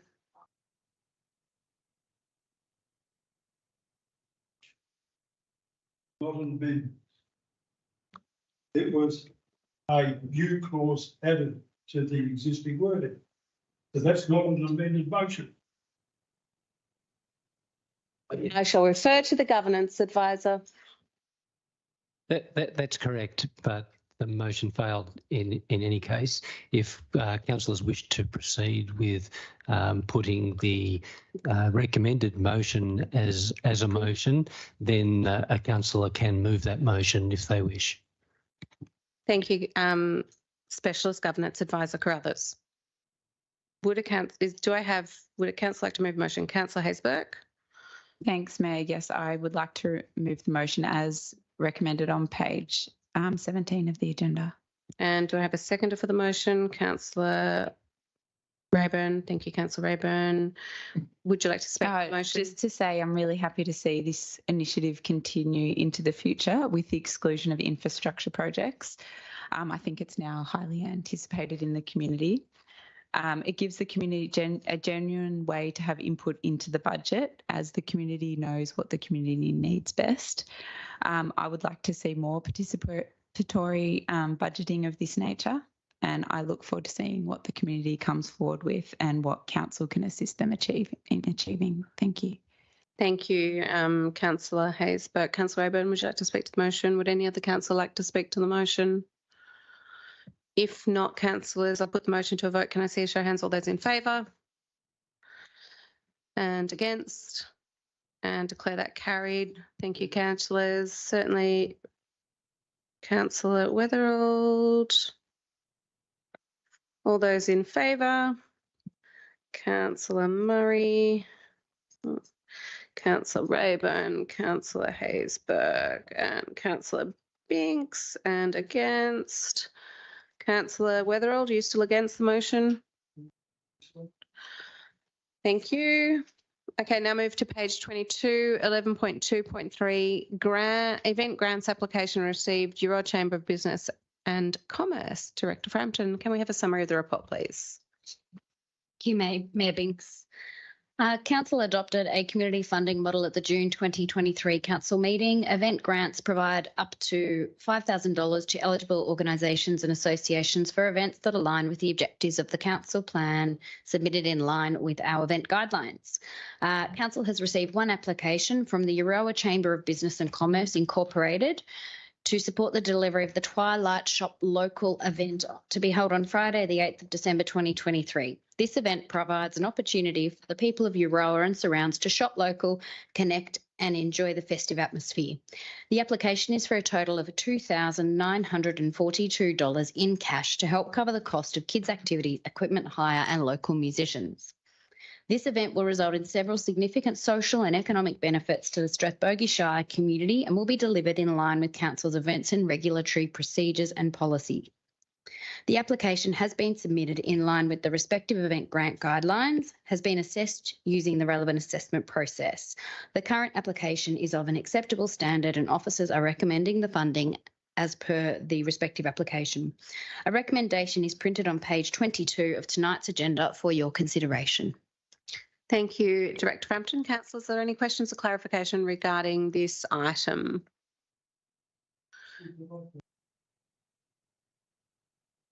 Through the Mayor, I'd like to ask the Chief Executive a question. There's a great deal of mention of timelines and those being met. It is my understanding that it was with a degree of largesse from the Chief Executive Officer that the opportunity was to process the matter so that it could come to the table tonight, as there was some minor defects in the original proposal. Is that correct? Through you, Mayor, and thank you for your question, Councillor Weatherill. The application was late in being received by council officers, and they worked extremely diligently with Euroa Chamber of Commerce to get the application up before council in time for the Christmas event for your consideration. Thank you, CEO Salaman. Councillors, if there's no further questions or clarification, can I have a motion, please, and can you state what your motion is? Councillor Hayes-Burke. Can I please move the recommendation on page 22 of the agenda? Thanks. Certainly. Is there a seconder for the motion? Councillor Murray. Thank you, Councillor Murray. Would you like to speak to the motion, Councillor Hayes-Burke? Just to say, I think it's an important event that's held annually, and I know the community looks forward to it. So I'm always happy to support musical musicians and kids' activities, and that's what this funding's going towards. Thank you. Thank you, Councillor Hayes-Burke. Councillor Murray, would you like to speak to the item? Yes, I too am pleased to see this application here. This is a regular event, and I understand that they haven't applied beforehand, and I think it's terrific that they have made an application to enhance their twilight market. It's a great evening, and yeah, I think it's one that we can enhance and build upon. So, thank you. Thank you, Councillor Murray. Would any other councillor like to speak to the motion? Councillor Weatherald? Yes, I congratulate the Chief Executive Officer and her integrity in presenting the facts. There was a late form, and normally council are pretty rigid on those things and don't allow it. So in this particular case, I would join with, and I hope all councillors would join with me in saying to the Chief Executive Officer, we admire the good work when it is achieving good results. Thank you. Thank you, Councillor Weatherald. Any other councillor like to speak to the item? If not, councillors, I'll put the motion to a vote. Can I see a show of hands? All those in favour, please. And against, and declare that carried. Thank you, councillors. I now move to page 28, item 11.3.1, tender for contract number 232401, Roads Pavement Rehabilitation Program 2023-2024. Director Roth, may we have a summary of the report, please? Thank you, Mayor. This is part of the Capital Works program and an important part of this. And locations for the work are prioritised on the basis of the condition assessment undertaken. We invited tenders, received 9. The result is within the overall budget for reseals, which she awarded a couple of months ago, and the rehabilitation program. And it's recommended that we award the tender to Build Infrastructure, and there's a recommendation on page 28. Thank you, Director Roth. Are there any questions of clarification relating to this item, councillors? If not, councillors, can I have a motion, please? And can you state what your motion is? Councillor Murray? Rayburn? Councillor Rayburn? It's been a long day. That's all right, Mayor. I appreciate it. Oh, yeah. And thank you, Mayor. And through you, Mayor, I'd like to move the recommendation as printed on page 21 be adopted by Council. Thank you, Councillor Rayburn. Do I have a seconder for the motion? Councillor Haysbert. Thank you, Councillor Haysbert. Would you like to speak to the motion, Councillor Rayburn? Yes, thank you, Mayor. And through you, Mayor, I'd just like to congratulate the team in getting this contract up and going, because there is a lot of works on a lot of Victorian roads, and to be able to get this tender and to be able to get it happening. There's a gentleman sitting right behind Acting Director Ralph at the moment who's been part of this whole thing, John Harvey. He's been very diligent in getting us seen to by everybody to be very good at what we do and how we do it, and we're very pleased and thank you for your great help. Thanks, John. Thank you, Councillor Rayburn. Councillor Haysbert, would you like to speak to the motion? Would any other councillor like to speak to the motion? Councillor Weatherald, would you like to speak to the motion? Yes. It's important in these road pavement works and rehabilitation program that some auditing should take place of quality control products, of deliveries of substances. And for an example, and this is probably a layperson example, the quality of bitumen sometimes should be tested.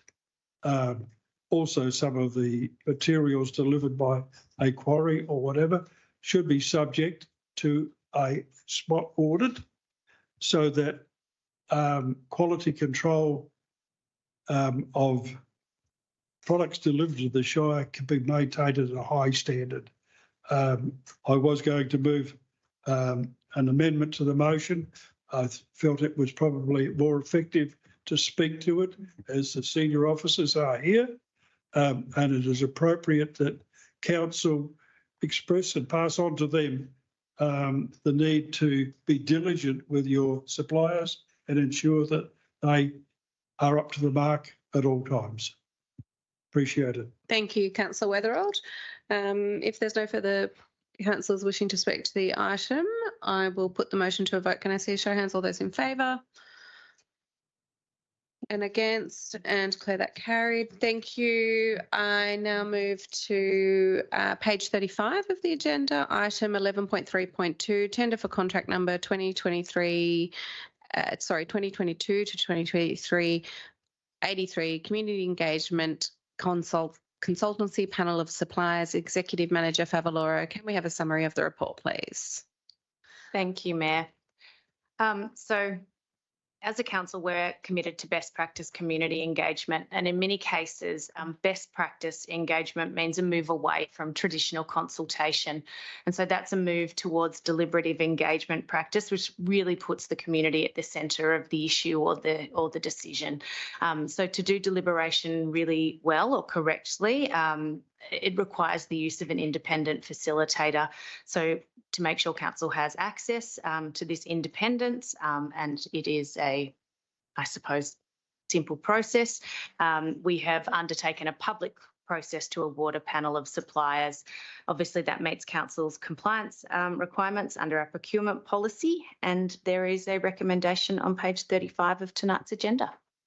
Thank you, Executive Manager Favaloro. Councillors, are there any questions or clarification of the officer regarding this item? To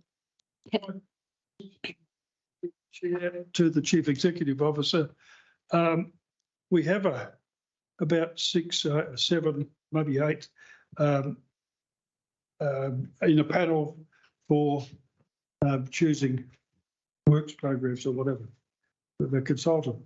It is perhaps alarming to me as a councillor that there is a lack of local contributors. And it's difficult to add an amendment or change anything in here.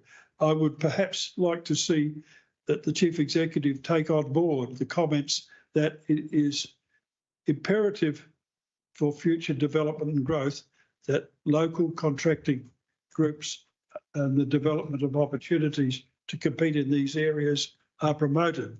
So perhaps as a part of policy matters, the Chief Executive might work so that we can develop up in the future opportunities for local businesses to participate in this thing. I'm not asking for priorities, but I think it's important that local communities be encouraged to be competing in here, because I hate seeing all this money disappear down to the city. Thank you, Councillor Weatherald. I'll direct the question to Executive Manager Favaloro. This is a project under her portfolio. Sorry, and thank you through you, Mayor. This tender, I can certainly confirm, was a public process. So a part of that process, we advertise, it's put on our tender portal, we advertise in The Age, we advertise in all of our local newspapers, and it's obviously on our website as well. So that includes the Aroa Gazette, the Nagambie Voice, the Shepparton News, the Seymour Telegraph and the Benalla Ensign. And as part of the criteria of which we assess them against, there is a 10% weighting against local content. Thank you, Executive Manager Favaloro. Did you have a question? Yes, thank you. Thank you, Mayor. Look, I understand that in the tender process there's a location element to it anyway, so local applicants do get an advantage, and we were very careful about making sure that happened some years ago, this council were. And to increase that. But I just wanted to ask a question about the panel situation. We use panels in lots of our tendering nowadays, and we've moved away from the older sort of model. This is a movement that towards setting up a panel of engagement providers, which matches what we currently do in other areas, isn't it? Is that the case? Yeah, so this is simply about when we might need external assistance with engagement, and most often that will be through independent facilitation and things like that. What this means is it's easier for us to access. We know the set costs, and we can ask for, potentially more cost-effective ways of accessing this independence, I suppose. Thank you. Any other further questions or clarification? If not, councillors, I will put the motion to vote. Can I have a motion, and can you state what your motion is, please? Councillor Murray. Thank you, Mayor. I'd like to move the recommendation as listed on page 35 and 36. Thank you. Thank you, Councillor Murray. Do I have a seconder for it? Councillor Haysberg. Thank you, Councillor Haysberg. Would you like to speak to the motion, Councillor Murray? No, I think we've had quite a bit of discussion there, and I recommend that to my fellow councillors. Thank you, Councillor Murray. Councillor Haysberg. Just to assure the community that panels of suppliers do save time and money, because we know the set costs, and then we can call on them with ease depending on what the project is and which panel or which supplier might be most suitable. I guess it's unfortunate that we don't have the expertise locally, because, and this might showing the community that we need these types of contractors might actually incentivise local expertise. Thank you, Councillor Haysberg. Would any other councillor like to speak to the item? Councillor Weatherald. I'm concerned, item 4, there's one word in here that uses the word execute. I find that in this day and age and under the current world conditions, pretty drastic word. I would think it should be replaced with the word action.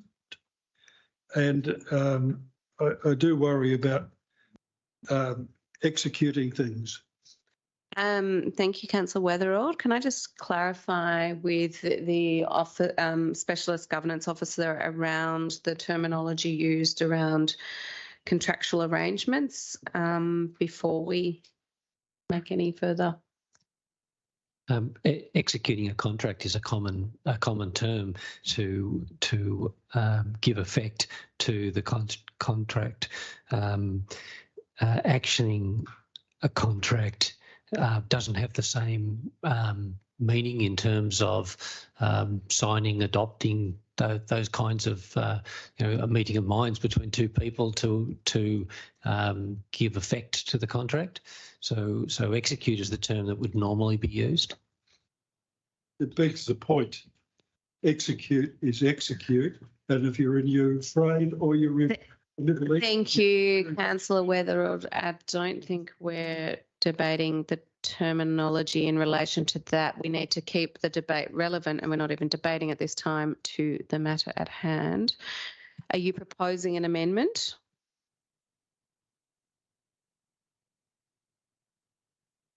No? Okay. All right, we shall move on then. I will put the motion to the vote. Can I see a show of hands for all those in favour, please? And against? And I declare that carried. Thank you, councillors. Page 43 of the agenda, item 11.3.3, contract works and grants awarded under delegation the 1st to the 31st of October 2023. Director Tingay, may we have a summary of the report, please? Thank you, Mayor Binks. This report highlights contracts and grants that have been awarded under delegation within policy parameters. Of note this month was the engagement of Extent Heritage for an assessment of Chinaman's Bridge via exemption, as Heritage Victoria will only accept a report from the supplier Extent Heritage, and also a quick response grant to the Aroa Historical and Genealogical Society for the replacement and upgrade of the Euroa Museum computers to be used for research and storage of resources.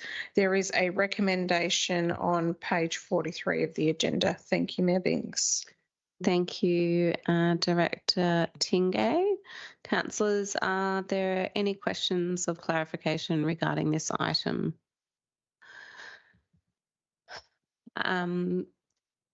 Councillor Director Tingay, can I just get some further clarification around the contract number 23, 24, 27, which relates to the heritage assessment of Chinaman's Bridge, and the reason that has been an exemption, given it's a bit of an unusual one? Thank you, Mayor Binks. I'll direct that to Director of Community and Planning, Rachel Frampton, for response. Thank you. Thank you, and through you, Mayor. So the appointment of Extent Heritage was required following the Heritage Victoria audit responses which were received. So following the floods, Heritage Victoria went out and actually audited Chinaman's Bridge, and in that audit then put requirements on council for any further activities in action, and one of those was the appointment of a particular contractor to ensure they had the appropriate heritage experience and that their findings and reports would be acceptable to Heritage Victoria, which is why we went with Extent Heritage. So they have been appointed to undertake 4 key tasks initially, and they include an investigation around securing of loose fabric and debris from the actual bridge itself, then followed by digital photogrammetry and droning, which helps to support the digital archival of the bridge, recognising its significant heritage value. There's also a requirement that we obtain another structural engineering assessment by a structural engineer that is recognised by Heritage Victoria with significant heritage experience. And then following that, all that information gets pulled together by Extent Heritage to propose a report, an options report, which we will then have to inform our future directions on Chinaman's Bridge. We understand how important this asset is to our local community, and we're doing everything we can to try and progress and move the process as quickly as possible. Thank you, Director Frampton. Yes, Councillor Murray. Can I ask a question about the contract awarded under Delegate Authority by Director CN 232417, Kinder Infrastructure Services Plan? Is that actually cancelled? It's got to say purchase cancelled 2nd of November 2023 as contractor unable to complete within funding timeframe. Can I ask a question about that? Thank you, Councillor Murray, and through you, Mayor, I'll take that one. So Council had engaged a independent consultant to help support the delivery of our KISP, which is our Kindergarten Infrastructure Service Plan. We received a grant from the state to actually do that work. And unfortunately, we have got very strict timelines in regards to that. So we went through our usual process around obtaining multiple quotes from multiple providers because the value of that project is relatively small in line with our procurement guidelines. We actually appointed someone and then they did not respond for many weeks. We emailed, called and didn't have a response from them. So therefore, we wrote to them and said, we will not be using you. Unfortunately, you have not responded to our requests for information to try and set up meetings, establish as a supplier, that sort of that lack of accountability. So therefore, we just determined that they would not be a suitable consultancy to actually use, as we need to actually deliver this project and we need to deliver this report. So we have now sourced an alternate supplier for those works. For that consultancy. Thank you for that clarification. Director Frampton, is this a question of clarification? Yeah, I hope so. I hope so too. I'm perhaps just a little lost at the moment. Are we on page 44 about that? Yep. I note an item of the Kindergarten Infrastructure Services Plan. Yep. I believe there was a grant of $40,000 that was applicable. The cost here is just under $30,000. What happens to the $10,000 profit? Go back to the state government, or is... I'll direct this to Director Frampton as this is under her directorship. Thank you for your question, Councillor Weatherald. Through you, Mayor, we would negotiate with the state in regards to that excess fund. However, I can't actually comment in regards to the new figure proposed by the new consultancy. However, I understand that it is within the budget allocation of the $40,000. So that will actually come up to you in the December contracts, grants and works awarded under delegation. Thank you, Director Frampton. If there are no further questions or clarification, can I have a motion, please? And can you state what your motion is? Councillor Rayburn. Thank you, Mayor. I'd like to move the recommendation as printed on page 43 be adopted by Council. Thank you, Councillor Rayburn. Do I have a seconder for the motion? Councillor Haysberg. Thank you, Councillor Haysberg. Would you like to speak to the motion, Councillor Rayburn? Yes, thank you. The reason why we do, just for clarification for our community, that they do this under delegation of the CEO so we can fast track our tenders. And the one I'm very impressed that has been fast tracked is the detailed design slip repair on Harry Creek Road. I've had the community up me quite often about when's that slip going to be fixed. So now the tender's gone out to do the design, so the community will now be aware of where council is on how we're going forward. And also the other major one, as we've all been talking about, is the Chinaman's Bridge, trying to have access open for our community so they can travel up and down the Goulburn. So they're two great tenders. So I am very happy to move that, put that recommendation to council. Thank you, Councillor Rayburn. Did you want to speak to the motion? Did any council like to speak to the motion? No, if not, councillors, I'll put the motion to a vote. Can I see a show of hands? All those in favour, please. And against, and declare that carried. Thank you, councillors. We now move to page 47, item 11.3.4, Nagambie Loxley Road tree removal. Director Roth, may we have a summary of the report, please? Thank you, Mayor. So this bridge has been identified for replacement for some time. Main reasons being it has a narrow alignment, it has a heavy vehicle route, also a school bus route. The funding allows for 100 kilometre safe speed, and also the optimal alignment avoids a lengthy road closure during construction. As you know, that road, it's a main thoroughfare between the Goulburn and the Hume highways. Funding was obtained from the Federal Bridge Renewal Program. We do need to negotiate an extension of time, the length of which would be determined on how we proceed after tonight. But at the moment, we're proposing September 2024 to have the bridge finished. There is some danger of the extension not being approved, which may put part of the funding at risk. As part of the process, a planning permit was required for tree removal, and that involved 11 large and 7 scattered trees. The application was advertised. There were no objections from the community or the Environment Department. Therefore, a planning permit was issued after consideration, which included an external report of vegetation removal, and that concluded that multiple high-quality trees would remain and activities as proposed will not have a significant effect on any of the identified threatened species and ecological communities. But consideration of this item has raised the need in future to alert council of such issues where council is the applicant and things such as tree removal are involved, which would provide improved transparency. So there's a recommendation on page 47 for council's consideration. Thank you, Director Roth. Councillors, are there any questions of clarification of the officer regarding this item?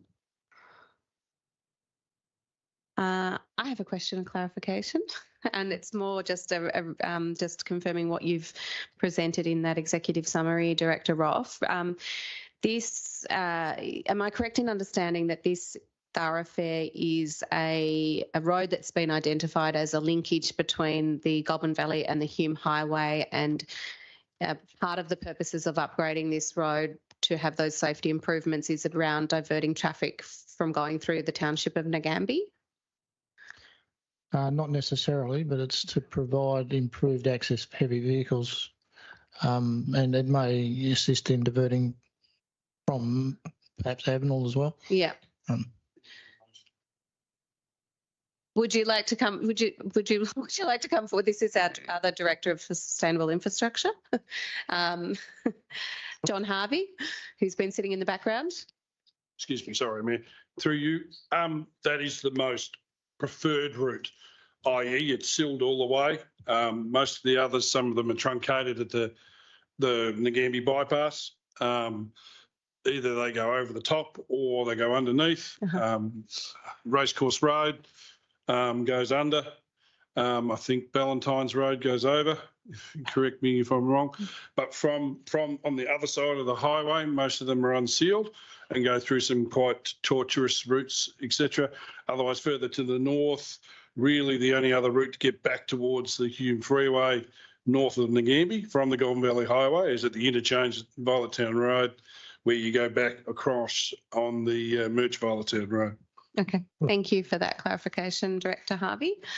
And further to that, just clarifying, Director Roth, as you mentioned in your summary, this design worked to minimise the number of trees that would be removed whilst also meeting those safety requirements required for the bridge and heavy vehicle upgrade as per is the requirement of the funding. Am I correct in that interpretation? Well, the design, it's the preferred design and it avoids things like the road closure. Yep. And we've tried to minimise loss of trees as far as possible. Mm-hmm. Great. Thank you for that clarification. Councillor Weatherald. A point of clarification through the Mayor to the officer concerned. Time is of the essence, I believe, and what amount of funding could be at risk if this was held up in a dispute over 11 trees, which may sort of lose a year in timescale. Through you, Mayor, the federal grant is 600,000. Thank you. Well, we have to negotiate an extension of time, so I can't give an answer on that until we've discussed it. Well, yes, we need to have an extension, yeah. Thank you, Director Roth. If there's no further questions of clarification, can I have a motion, please, and can you state what your motion is? Yes, I'd like to formally move the recommendation as printed.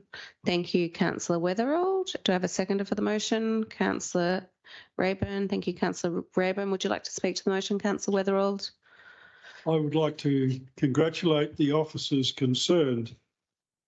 There is no councillor here in this room that will knock down trees needlessly or without due consideration. We take very seriously the removal of native vegetation. And when this first came up, I was horrified at what was being suggested. The officers must be congratulated on developing a plan that minimised the removal of trees, and the trees that they are taking are some of the more poorer performing trees in the area and are too close to the pavement anyhow. So it is very good road safety practice to ensure that this works program go ahead. It is timely and with due reference to any that have the issue of trees and the removal of trees. The greatest of respect is that every councillor here will not tolerate any native vegetation removal that is not absolutely necessary. And we have questioned our officers on this to some detail to ensure that the tree removal was minimised. The officers must be congratulated on putting this up. Time is of the essence. I recommend it to council. Thank you, Councillor Weatherall. Councillor Rayburn, would you like to speak to the motion? Thank you, Mayor, and through you, Mayor, I'd like to once again congratulate Councillor Weatherall on his words. This is a road that has been named as a linkage road within our community, and it's part of our council plan that we set up linkage roads for our community to be able to travel from one side of our shire to the other side. The issue of tree removal, it's sad that we do have to lose trees, but after the discussion with the officers, they've informed me that the Department of DECA, the Department of Environment, Electricity, Climate Emergency, have gone through this with a fine-tooth comb, and they're probably as diligent and more scrutinising than anyone, especially on road easements. You only have to talk to them about how they do freeways and that. They spend hours and they can take 12 months to just get a length of road done. So I congratulate the staff on how they've worked this out and put this through for our community so that the loss of trees is very minimal. Thank you, Councillor Rayburn. Would any other councillor like to speak to the motion? Councillor Hayes-Burke. Thanks, Matt. whilst I would like to acknowledge that officers have managed to reduce the tree loss and tried to keep it at a minimum through the road design, in my opinion, I don't think it's enough. I'm still struggling with this one for several reasons. Yes, tonight we're simply noting the application to remove the trees. I think it should have come to council, and for the community, I'm sorry that I didn't call it in. I cannot understand how we are not looking at other ways to make our roads safe. I agree safety is essential, but there are other ways, in my opinion. In line with our climate action plan, we should be looking at other ways to minimise vegetation removal through the installation of barriers. And I believe the cost of installing barriers should be costed into the road design at that point.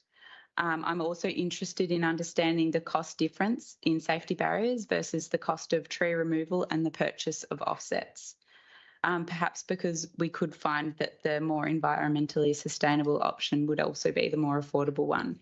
We really can't underestimate the importance of our roadside vegetation. Thank you, Councillor Haysbert. Would any of the council like to speak to the item? Councillor Murray? Yeah, I struggled with this particular issue as well. It is always difficult to balance the economic and human sort of interaction with our environment and our need to move around our space, efficiently and effectively, and avoid accidents and animals and all sorts of things, and trees. We've had this situation in Nagambie, in other areas with roads and how we manage the removal of trees and so on. And we had a bit of an unfortunate, issue there in the end. And I'm aware of that too in the back of my mind. There are some significant industrial developments along this road, which require quite a bit of transport moving quite quickly. From the Golden Valley Highway through to and beyond that, from Tabilk right through to the Hume, through Alexanderson's Road, I think it is the connection bit. I am aware that there are lots of trucks moving through that space. They move through Loxley, which is another issue there that perhaps is something that we ought to be looking at as well. But I do think that we do need to make sure that our infrastructure is up to scratch and able to cater for the activities that occur. So I am in support of the motion and will be reluctantly agreeing to the removal of those trees. Thank you, Councillor Murray. Councillors, did you want your right of reply, Councillor Weatherill? No. Okay, great. I will now put the motion to a vote. Can I see a show of hands for all those in favour, please? And against? And I declare that carried. Thank you, councillors. Please call a division. You can, Councillor Haysbert. So 4, we have Councillor Murray, Councillor Rayburn, Councillor Weatherill and Councillor Binks. And against, we have Councillor Haysbert. Okay, we now move to page 52 of the agenda, item 11.4.1, Council Policy Review, Draft Procurement Policy 2023. Director Tingay, may we have a summary of the report, please? Thank you, Mayor Binks. Officers have recently undertaken an internal review of our procurement policy. The policy was adopted in 2022 and under Section 108 Part 5 of the Local Government Act requires Council to review its procurement policy at least once during the 4-year cycle. As detailed on page 52 of tonight's agenda, officers have suggested a number of updates to the policy as our approach to procurement matures.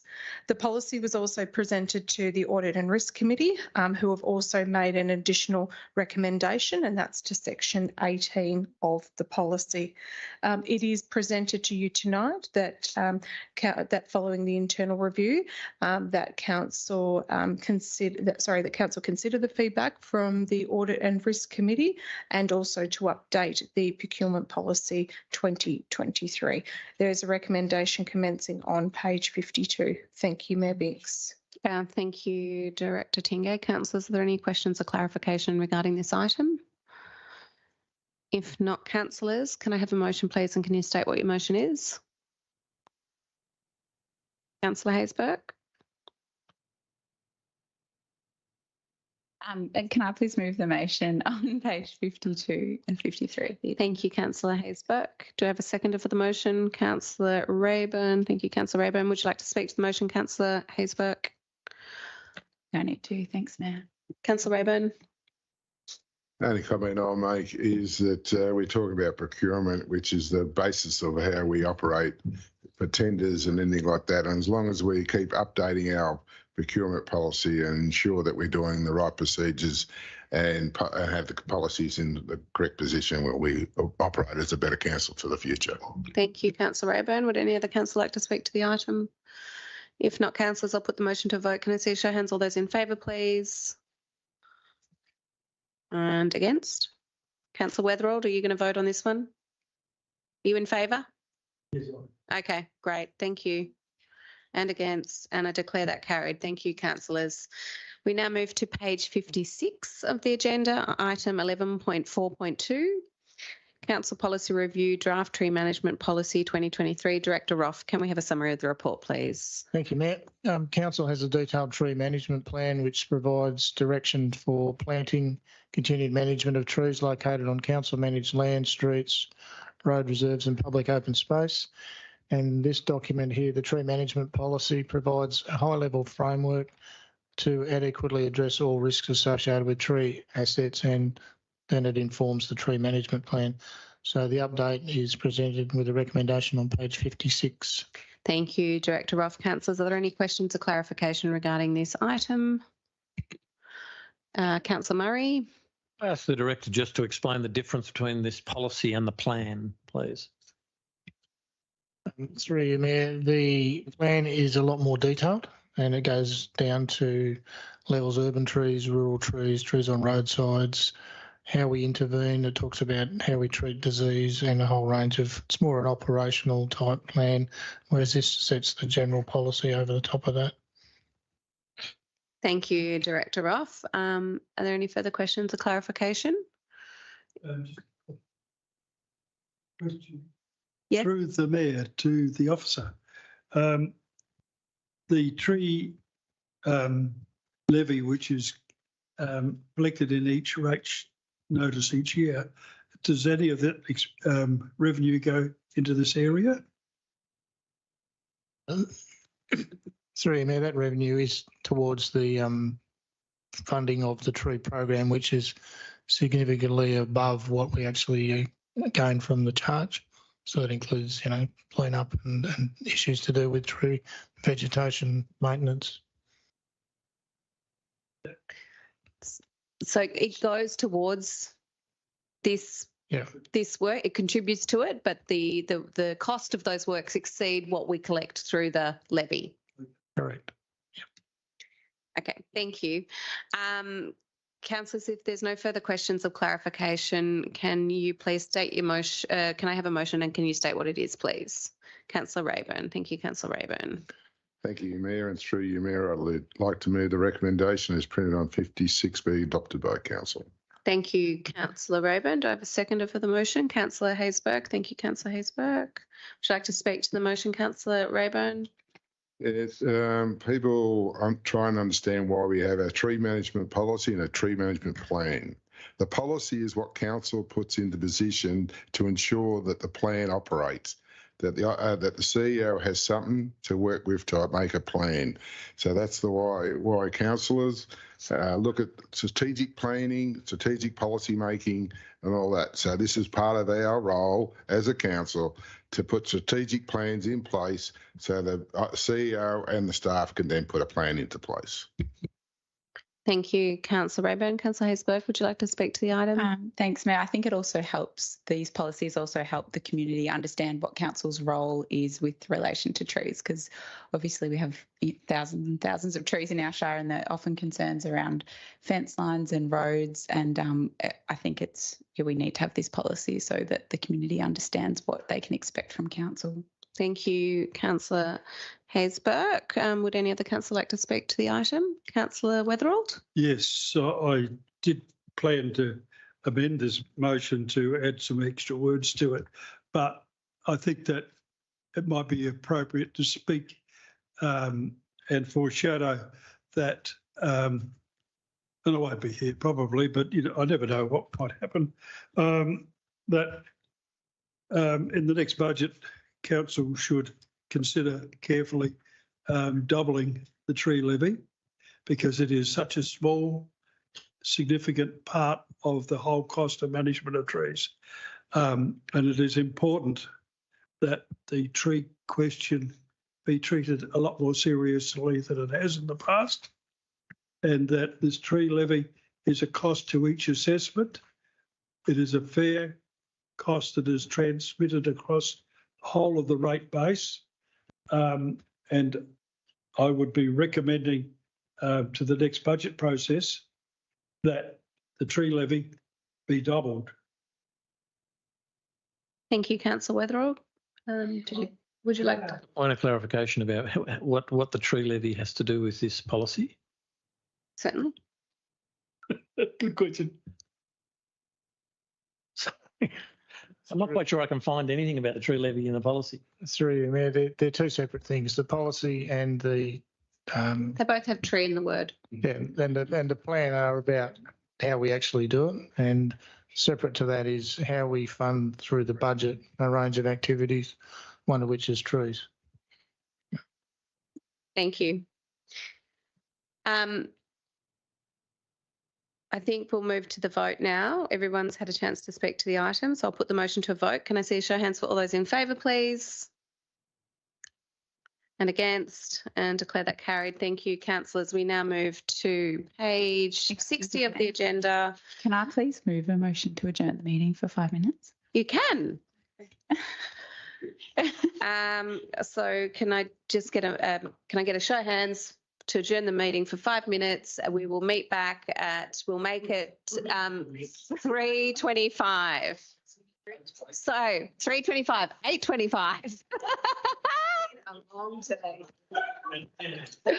Well, it's not quite. Oh, is it? Not by that clock. Okay, I need it.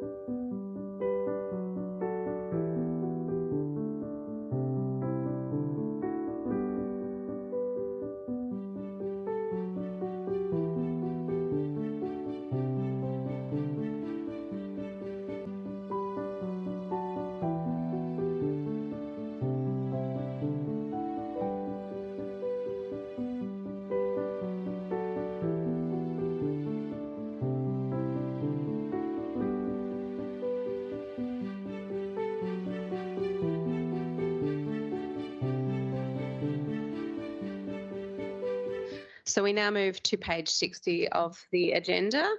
Item 11.4.3, Council Policy Review, Draft Chief Executive Officer Employment and Remuneration Policy 2023. Governance Advisor Carruthers, may we have a summary of the report, please? Thank you, Mayor. Councillors, the Local Government Act requires us to have and review annually a Chief Executive Officer Employment and Remuneration Policy. This item is the annual review of that policy. The Audit and Risk Committee, the CEO Employment and Remuneration Committee and relevant officers have now reviewed the policy and have made a series of minor changes. The only change of substance has been that the independent member of the committee is to chair the committee. So the recommendation is 3/4 of the way down page 60. Thank you, Governance Advisor Carruthers. Councillors, are there any questions or clarification for the officer regarding this item? No, if not, oh, yes, Councillor Murray. Can I ask the officer what were the arguments? I wasn't at the Audit and Risk Committee, and I suppose you were, or maybe we have councillors here. Somebody, could they answer the question as to why that change was made? I wasn't at the Audit and Risk Committee. I'm sorry. I was, as I can answer to the best of my recollection. So this was a discussion held with the members. So there was Councillor Rayburn, myself, and independent members of the Audit and Risk Committee, and it was just relating to the, I guess, the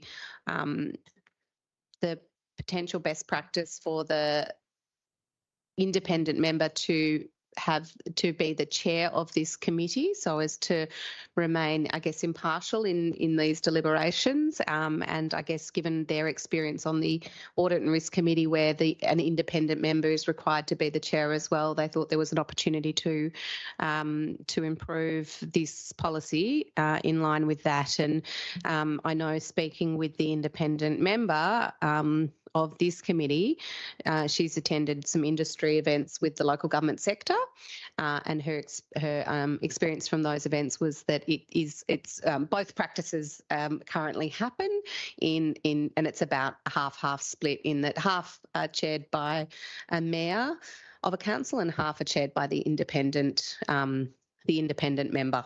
So that was her experience, and obviously we checked with our independent member if she was comfortable with this change, and we had some discussion and clarification around that, and she's happy with the policy as it's before us this evening. Sorry, I think Councillor Murray, did you have a subsequent question? There are other duties that I think the independent member has as well on that committee. Has she got a secretarial or a minute taking, or what have we done with that duty that she did have? Thank you. Thank you, Councillor Murray. You've refreshed my memory. Another small change was the allocation of an existing officer to support the committee and to provide some duties in support, particularly with regards to scheduling and gathering information that may be needed by the committee, such as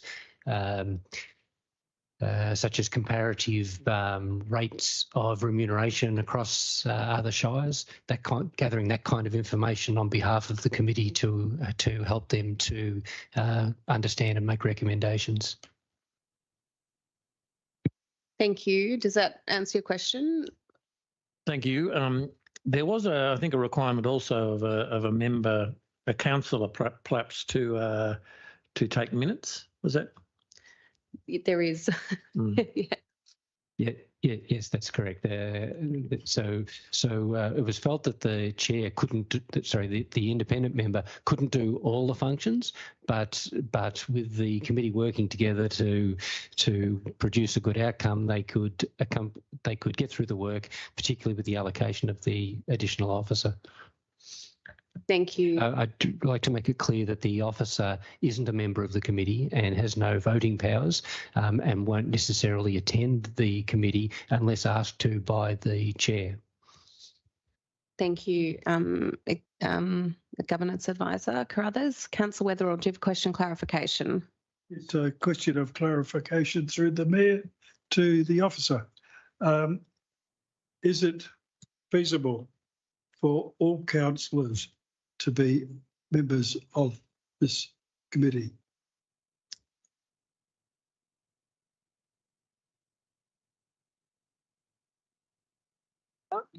I'd have to take that question on notice as to whether it's feasible, whether it's practical would be a different question.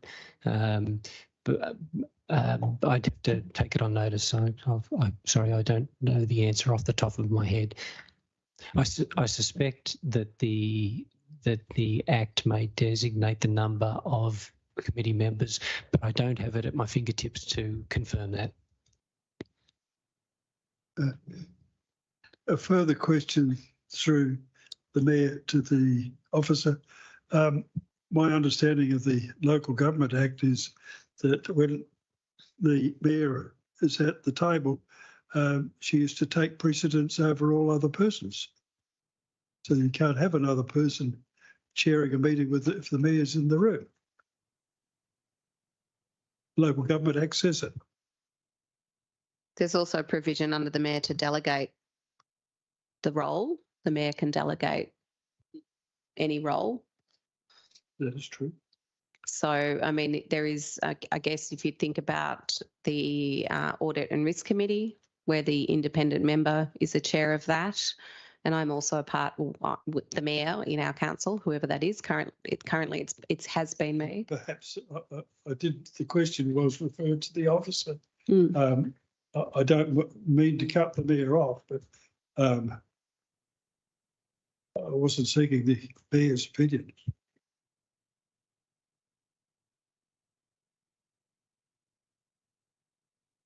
Anyhow, I think the officer's taking on notice.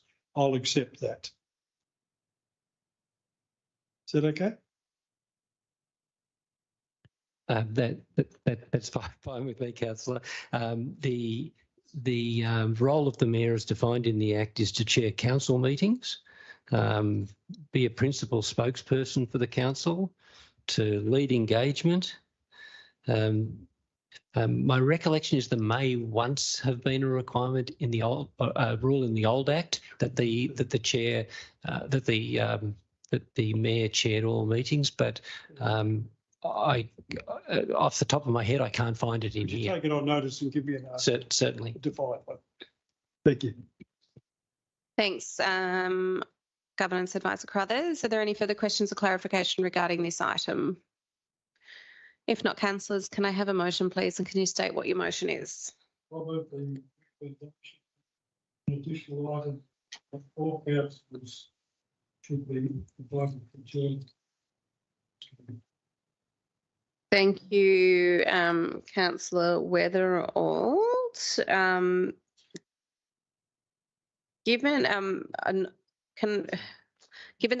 just want to understand if you've got the appropriate advice from office to understand if there are any legal, budgetary or broader implications under legislation such as the Local Government Act and the governance rules that your amendment will have.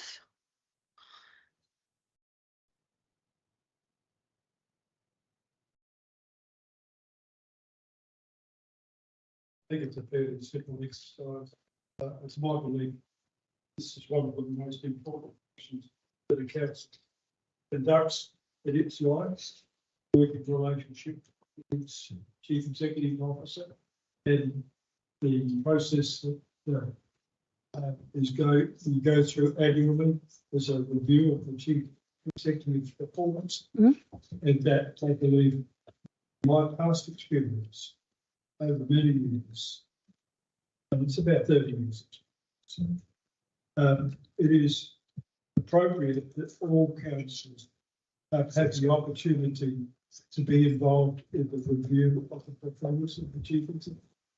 That way you get a better balanced perspective.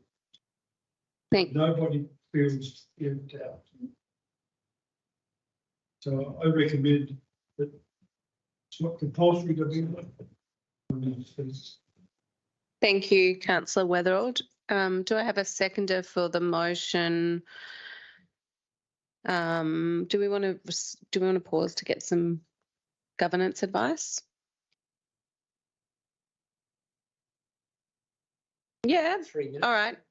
Well, why don't we suspend standing orders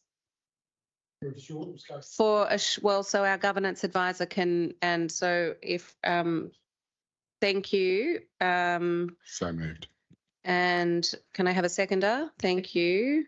And do I have a show of hands? All those in favour to suspend standing orders? Thank you. Thank you. Thank you. Thank you. Thank you.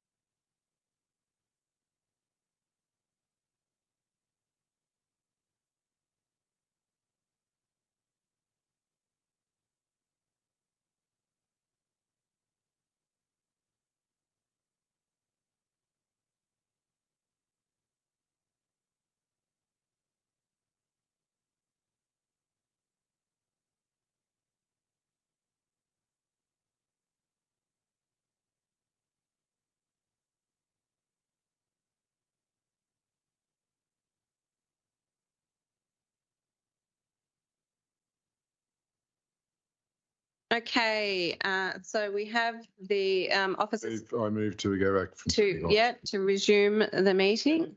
Thank you. And show of hands, all those in favour. Okay, great. So Specialist Governance Advisor Crothers, can we have some clarification regarding the amendment put by Councillor Weatherald? Sorry. Point of order. What can I just ask what it is we are considering? We're considering the recommendation as printed on page 60 with additional wording or additional point. Additional point. All councillors. All calibre. They are all eligible. Invited.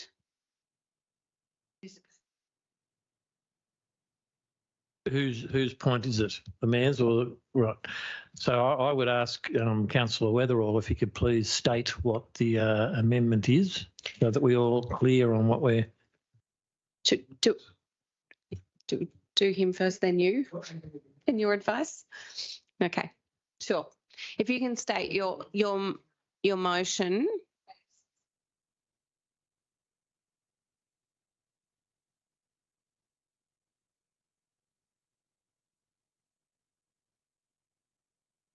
The amendment is.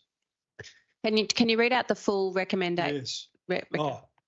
So you've got the recommendation as per point dot 1 and 2 on page 60. Adopt the updated Chief Executive Office employment remuneration policy with the amendment to the policy that all councillors automatically be members of the Chief Executive Employment and Remuneration Committee.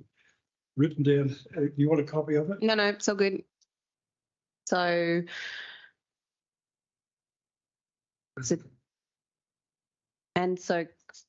specialist advice, Carruthers, is this possible under the legislation? Yes, I understand it's possible under the legislation. I'd note that it's against the recommendation of the Audit and Risk Committee, though. Right. Thank you.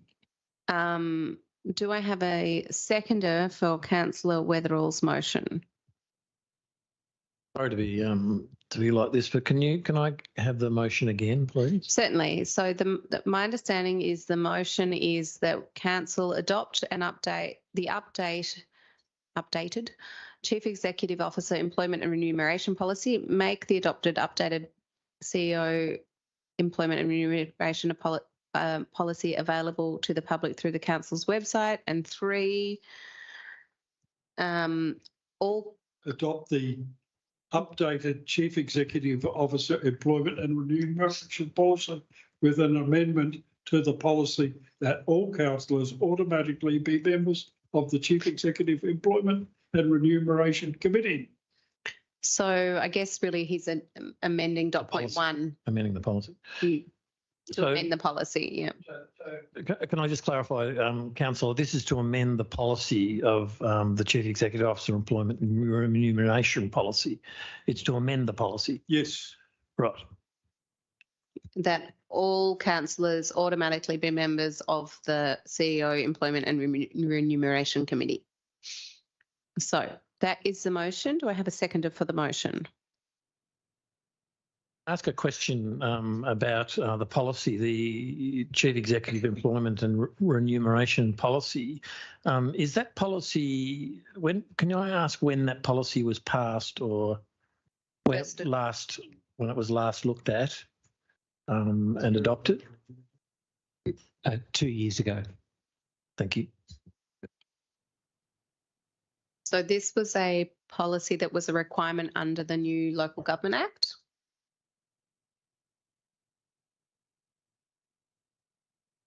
Can I ask a clarifying question?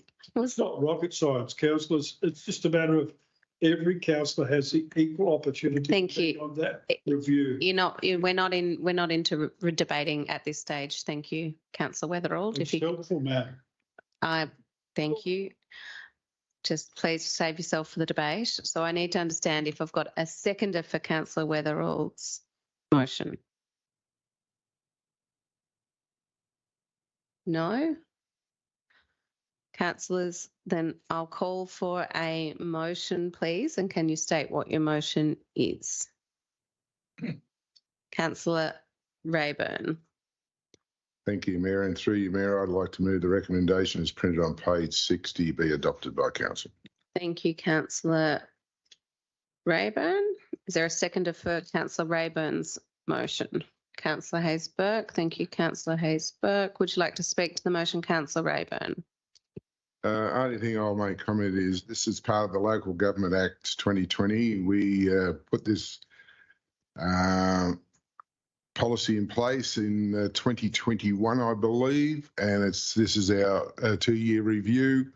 And part of I understand the Local Government Act was that there had to be a external person plus 3 councillors.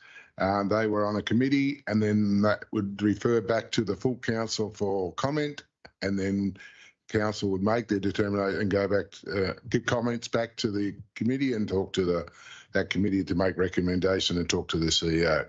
So it was to help facilitate and fast track the ways of working with the CEO to help their employment package. So that's my understanding. Thank you. Councillor Rayburn. Councillor Hayes-Burke, would you like to speak to the item?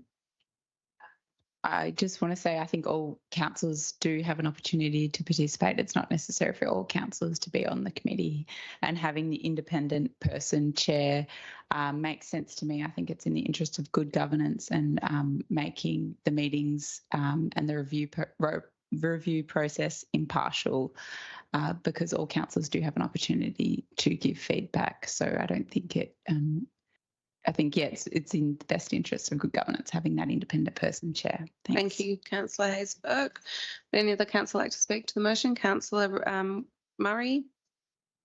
Yes, I'd like to recommend this motion to my councillors by saying that there is a question, I suppose, about the role of committees and how committees, what committees should do and how they should be made up. But basically, committees are there to take some of the load and the pressure off all councillors, so that we get a specific sort of group looking at a particular thing and meeting regularly, and then making some recommendations which back to the main group, and for us all then to consider those and so on, and to pass or make changes as we see fit. I do think that we can't be members of every committee, and we can't be part to all of that. We do need to delegate some of that responsibility to committees and to committee members. Whilst I have some sympathy for the councillor's position on that, I think committees are generally a worthwhile thing, and they do take away some of the pressure and relieve some of the pressure on councils. So I recommend that we stick with committee structure, and that we don't do away with that. And this policy, I think, matches that. And with the independent member, I think it is a good policy and one that will stand us in good stead in the future. Thank you. Thanks, Councillor Murray. Would you like to speak to the motion, Yes, Councillor Weatherall? I'm going to speak against the motion. Certainly. It stands out very clearly that a new council in the year 2020, without any major experience except for Councillor Rayburn, indulges in a shortcut method of one of the most critical exercises that a council does, is reviewing the performance of its annual chief executive officers. I've been through a total of about 5 chief executive officers in my experience and time. And it has proved absolutely important to ensure that all councillors at the annual review of the Chief Executive Officer's performance have a full opportunity to participate fully in the process. I find it a great mistake of this council to adopt a short-sighted policy that is not grounded by facts and experience. It is critical that all councillors for this particular purpose have an equal status at the table and go through the process of the annual review of the performance of the Chief Executive Officer. Now, I have done that, and I've sat on many councils, and they always had every councillor involved. And here we come up to a situation where it's not. I find that somewhat alarming, somewhat unfair, and somewhat not good governance. Thank you, Councillor Weatherall. Councillor Rayburn, would you like your right of reply? Yes, I would. Thank you, Mayor. I believe every councillor elected in the Shire represents their community and undertakes their role as a councillor to the absolute must. By having these dedicated committees helps facilitate and operations of council. Sometimes when you have the full council like we do here, trying to organise meetings to have the full councillors with a independent person who we've asked to come onto this committee to be part of that can take weeks, months to facilitate. This is an easier way, and no councillor ever is out of harm's way of what is actually happening. Every correspondence is put back in front of the councillors, and councillors can put their own views forward on what they believe the CEO is doing and how the KPIs and that are going. So This does not stop any councillor from having a contribution when we request it in the normal way. Thank you, Councillor Rayburn. Councillors, I'll put the motion to vote. Can I see a show of hands for all those in favour, please? And against? And I declare that carried. Certainly, Councillor Weatherall. So 4, I have Councillor Murray, Councillor Rayburn, Councillor Hayes, Burke and Councillor Binks, and against Councillor Weatherall. Thank you, councillors. We move to page 65 of the agenda, item 11.4.4, instrument of revocation, instrument of delegation from the waterway manager to members of council staff. Director Tingay, can we have a summary of the report, please? Thank you, Mayor Binks. For many years, Strathbogie Shire Council has been appointed as waterway manager under the Marine Act 1988 for the waterway of Goulburn River from Hughes Creek to Goulburn Weir, including Lake Ngambie. These delegations have allowed officers to perform a number of roles and functions, not only this Act, but under a number of relevant other acts.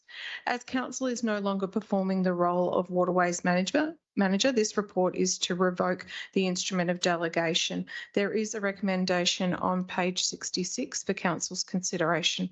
Sorry, beg your pardon, page 65 for council's consideration. Thank you, Mayor Binks.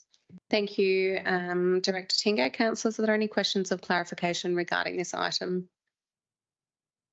If not, councillors, can I have a motion, please, and can you state what your motion is? Councillor Murray. Thank you, Mayor. Can I move the recommendation that's listed on page 65 of the agenda, please? Thank you, Councillor Murray. Do I have a seconder? Councillor Rayburn. Oh, yes. Thank you, Councillor Rayburn. Oh, my goodness. No, I got it right. And then I doubted myself. Oh, don't know what's going on.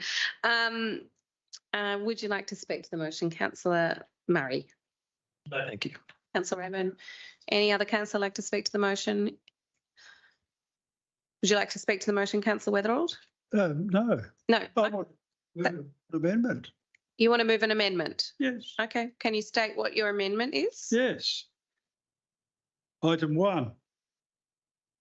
Put on record formally acknowledging the excellent service provided by the community members of the Waterways Advisory Committee for the waterways from the Goulburn River, from Hughes Creek to Goulburn Weir, including Lake Ngambie. This is a simple. I'm not allowed to debate at that point. No, you're not. Well, I didn't try, did I? You did. Really? But you reminded yourself. Well done. I need to ask if the mover will accept the amendment. Can I just ask a point of clarification of the Mayor? Mm-hmm. Is this a new motion or is it an amendment to an existing motion? Has it got something to do with this motion, the amendment? Or is it a new motion? Question of clarification to the governance advisor, specialist governance advisor. A very good point, Councillor Murray. It's not related to the motion. So therefore, so on that basis, I would ask the Mayor to rule that it's not an amendment because it's not in the spirit of this particular motion that I've moved, and it's not something that I'm willing to accept to this particular motion. Yes. Yep. I accept that. It is against the spirit of the motion, so we can't accept it as an amendment. I am sorry, Councillor Weatherall. So we'll revert back to the motion as it's been put. Did you wish to? No one wanted to speak, did they? That's where I was at. Okay, councillors, I'll put the motion to a vote. Can I see a show of hands for all those in favour, please? And against?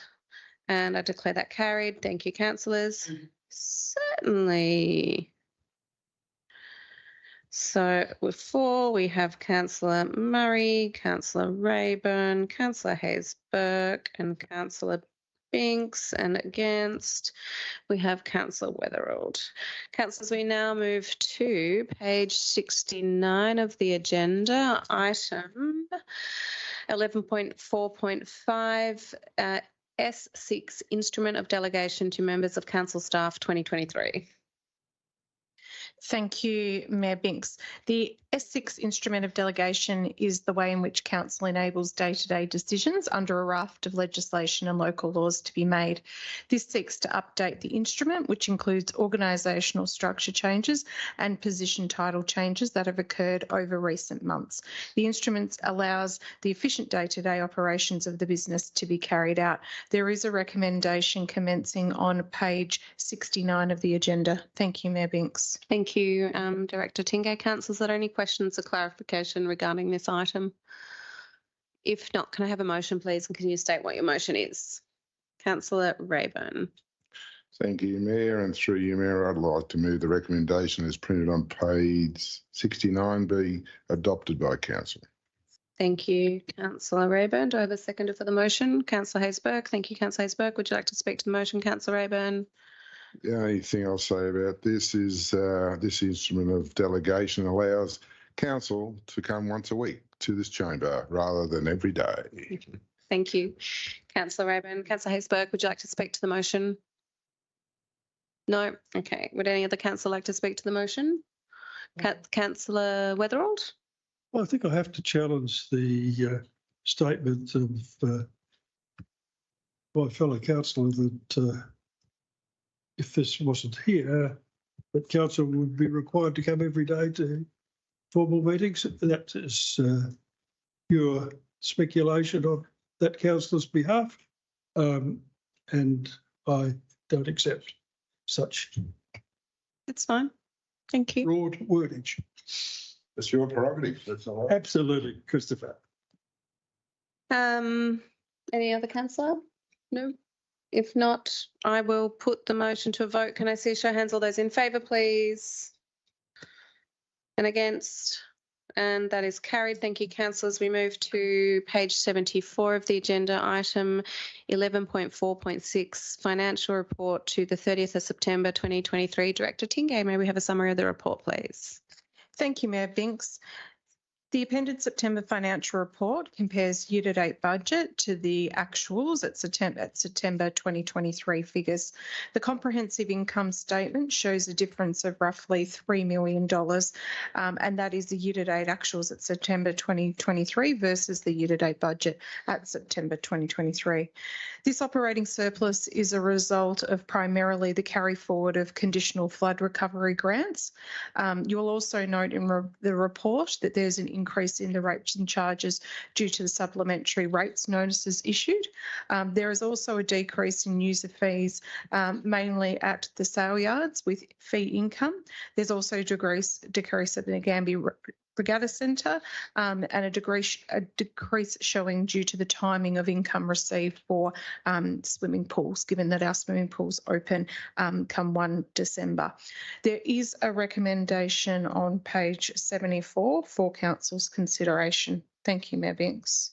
Thank you, Director Tingay. Councillors, are there any questions of clarification regarding this item? Councillor Haysberg?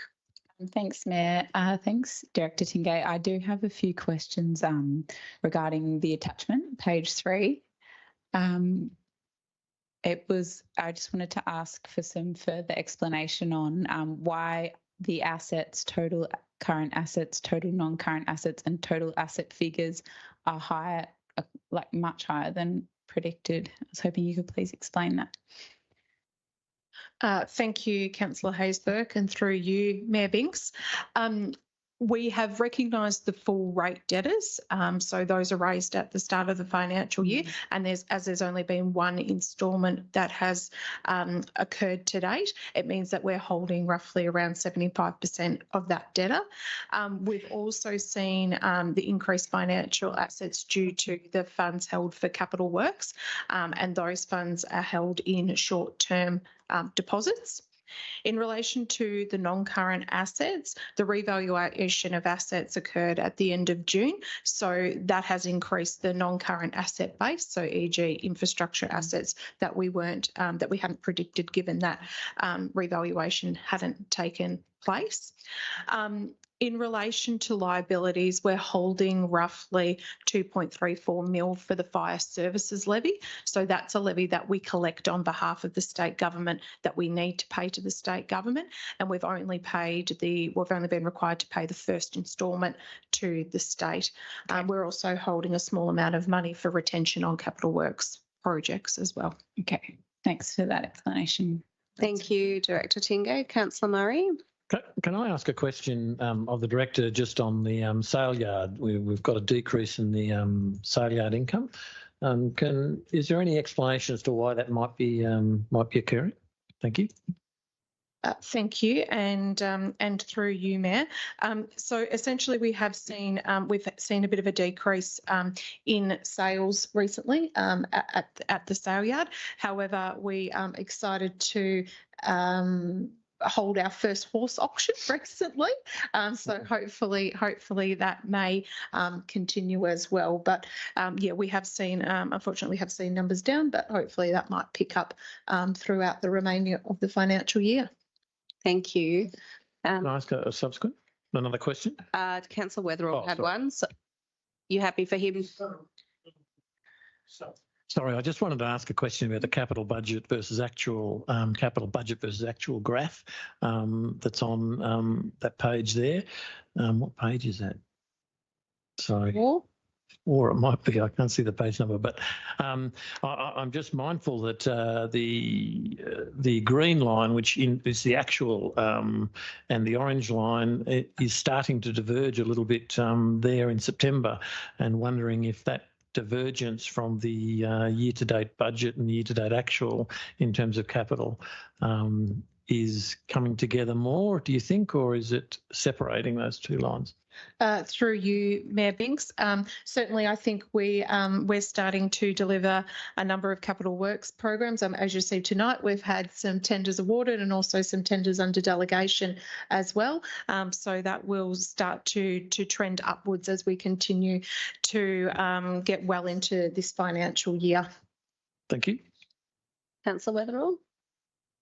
Yes, my question goes to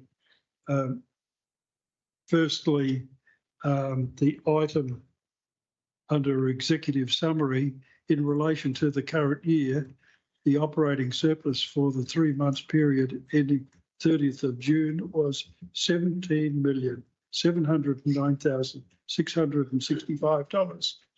That is an extraordinarily high figure. Can you supply council with some breakdown of that huge amount and some of the costings involved? Yep.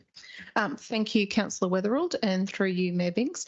As previously alluded in response to Councillor Hayes-Burke's question, the rate revenue is recognised in July, but the expenditure doesn't happen until the financial year continues to flow on. So essentially, that operating surplus will continue to decrease as the financial year continues to come into play. I mean, at this stage, it's too early to predict what our operating surplus might be, but essentially we recognise the income at the start of financial year and essentially that operating surplus will continue to decrease as we spend money throughout the financial year. We also have a small component as well of carry forwards of grants, which is predominantly the fund recovery money as well that we've been issued by the state government. Thank you, Director Tingay. Do you have another question, Councillor Weatherald? I think I gave notice and I asked for a little bit more detail in the answer than has currently been supplied. $17 million surplus is an extremely high figure. Through you, Mayor, and as explained, we recognise that income at the start of the financial year. So essentially the surplus will be bigger because we haven't spent that whole amount of money, and we will spend the amount of money as we go through the financial year, noting that there will be ebbs and flows along the way, but we recognise that income early. So essentially we're holding more money, essentially we're holding that money so that we can then decrease it as the year goes on. Appreciate it, but can I put that to bed? The report, as printed in the budget, and the accompanying documents that I asked for in support of the documentation was printed in a nature that was very difficult to read and to work with. Would it be possible in future that the printing be at least 14 on the scale of size? Because unfortunately, with even a large magnifying glass and a lot of hard work, I was not able to adequately unravel the figures that were supplied to me. So it was not what you would call a high quality, high standard reporting that perhaps would be helpful to council. Thank you, Councillor Weatherald, and through you, Mayor Biggs. We will certainly take that on notice for future agendas. Thank you for the recommendation. Thank you, Director Tingay. If there are no further questions of clarification, councillors, can I have a motion, please? I'll move the ring. Thank you, Councillor Weatherald. As stated on page 74 of the agenda. Do I have a seconder for the motion? Councillor Murray. Thank you, Councillor Murray. Would you like to speak to the motion, Councillor Weatherald? Would you like to speak to the motion, Councillor Murray? Oh, no, I think just to thank the officers for their hard work in the financial report there that's presented. Look, I note the comments that have been made about the quality of the print, perhaps, and maybe that could be improved. But the quality of the work and all the hard work that's gone behind it, I recognise, and I want to thank the officers for their efforts and. Look forward to the year ahead with some good sound financial management. Thank you, Councillor Murray. Through the Mayor, I owe the officers an apology. I did not intend to reflect on their work quality. I only commented on the presentation, which I found difficult to read. That's, yep, I think it's a fair comment. It is. And I'm not going to be guilty of criticising officers. I don't think anyone's making that assertion, Councillor Weatherald. Would any councillor like to speak, any other councillor like to speak to the motion? If not, councillors, I'll put the motion to a vote. Can I see a show of hands? All those in favour, please. And against, and I declare that carried. Thank you, councillors. We now move to page 77 of the agenda, item 11.4.7, environmental upgrade agreements for businesses. Director Roth, can we have a summary of the report, please? Thank you, Mayor. This report proposes support for a program where lenders partner with council to provide secure lending to local businesses for environmental upgrades, which include renewable energy, energy storage, electric vehicle charging. How that works is council facilitates through its rating system levying an environmental upgrade charge and remitting funds to a lender. It only kicks in when a business decides to participate, so it's really up to the business whether they take it up. The Local Government Act does allow for the charge. Council's not liable for it. The charge is secured against the property and council is paid a small admin fee. There are already 48 councils doing this, and part of the recommendation is to appoint a Sustainable Australia Fund to work with council to establish the scheme. In essence, they will do the administration, not council. They will do the legwork. We'll just be the collection agency. Thank and you. Recommendation page 77. Thank you, Director Roth. Councillors, are there any questions or clarification for the officer regarding this item? Councillor Murray? Can I ask, is there any cost associated with providing this service to us? It's really, Mayor, there is a cost, but then there is an admin fee. I could get more detail on what that is. And depending on the take-up, there may not be a huge volume. And just to clarify, it's my understanding that the business applying for this loan pays the admin fee. Yes. Okay. Great. So we're not charged an admin fee. It's the person that's applying for it that is charged the admin fee. Yeah. Councillor Weatherall, do you have a question of clarification? No? No? Okay. Thank you, councillors. If there's no further questions of clarification, can I have a motion, please? And can you state what your motion is? Councillor Haysbert. Please move the motion on page 77 of the agenda. Certainly, Councillor Haysbert. And do I have a seconder for the motion? Councillor Rayburn. Thank you, Councillor Rayburn. Would you like to speak to the motion, Councillor Haysbert? Just to say I'm really excited about this initiative. Hopefully it gives businesses in the Shire an opportunity to invest in environmentally sustainable upgrades without the huge upfront costs. For example, these might be solar panels or moving off gas.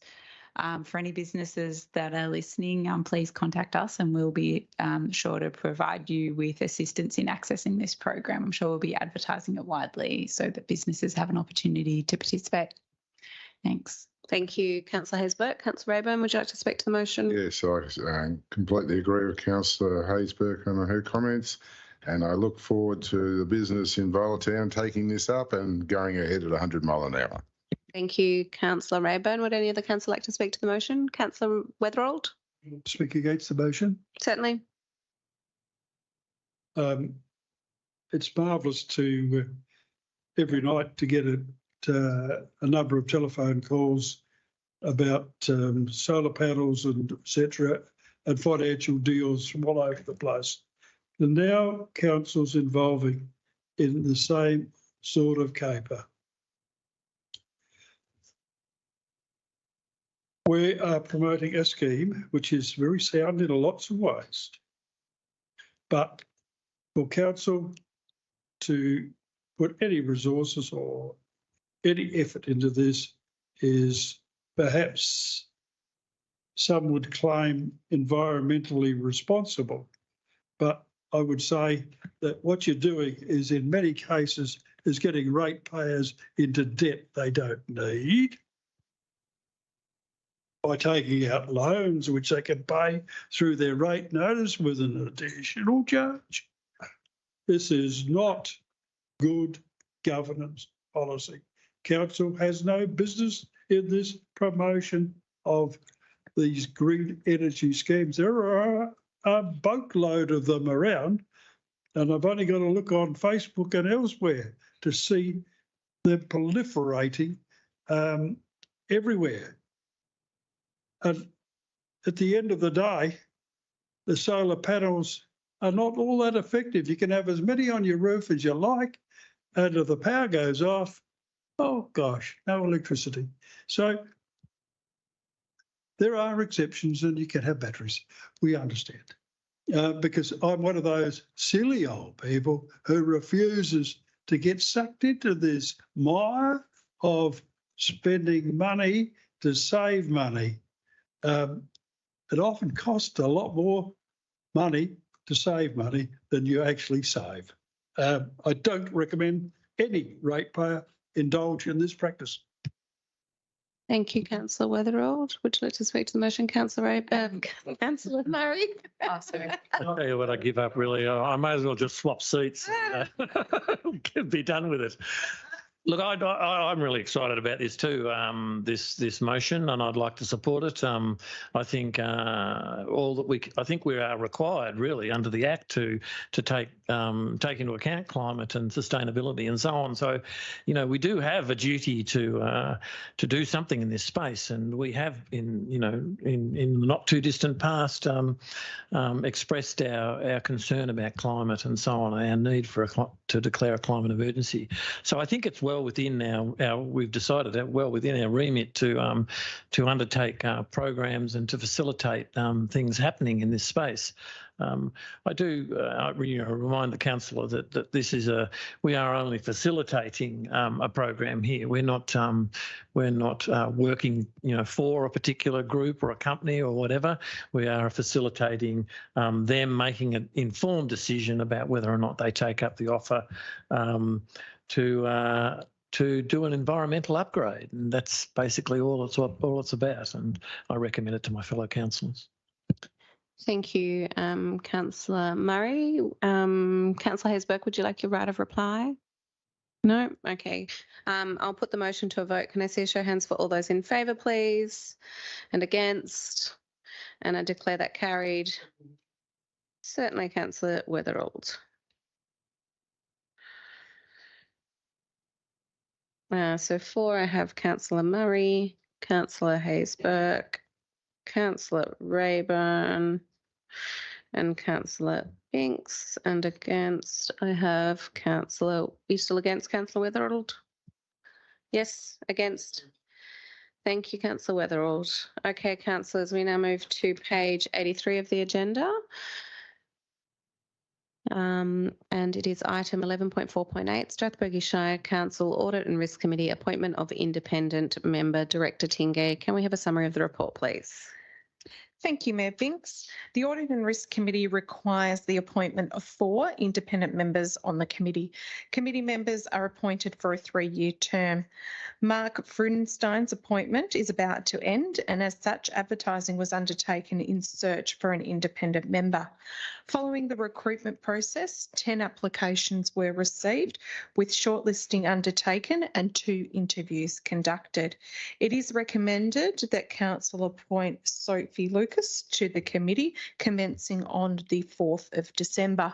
Sophie brings a versatile skill set in human resources with experience in the education, finance and telecommunications sector. There is a recommendation on page 83 for Council's consideration. Thank you, Mayor Binks. Thank you, Director Tingay. Councillors, are there any questions of clarification regarding this item? No, if not, we can do that when we. I'm going to call for a motion. So if you would like to move a motion, if it is indeed in the spirit of the motion,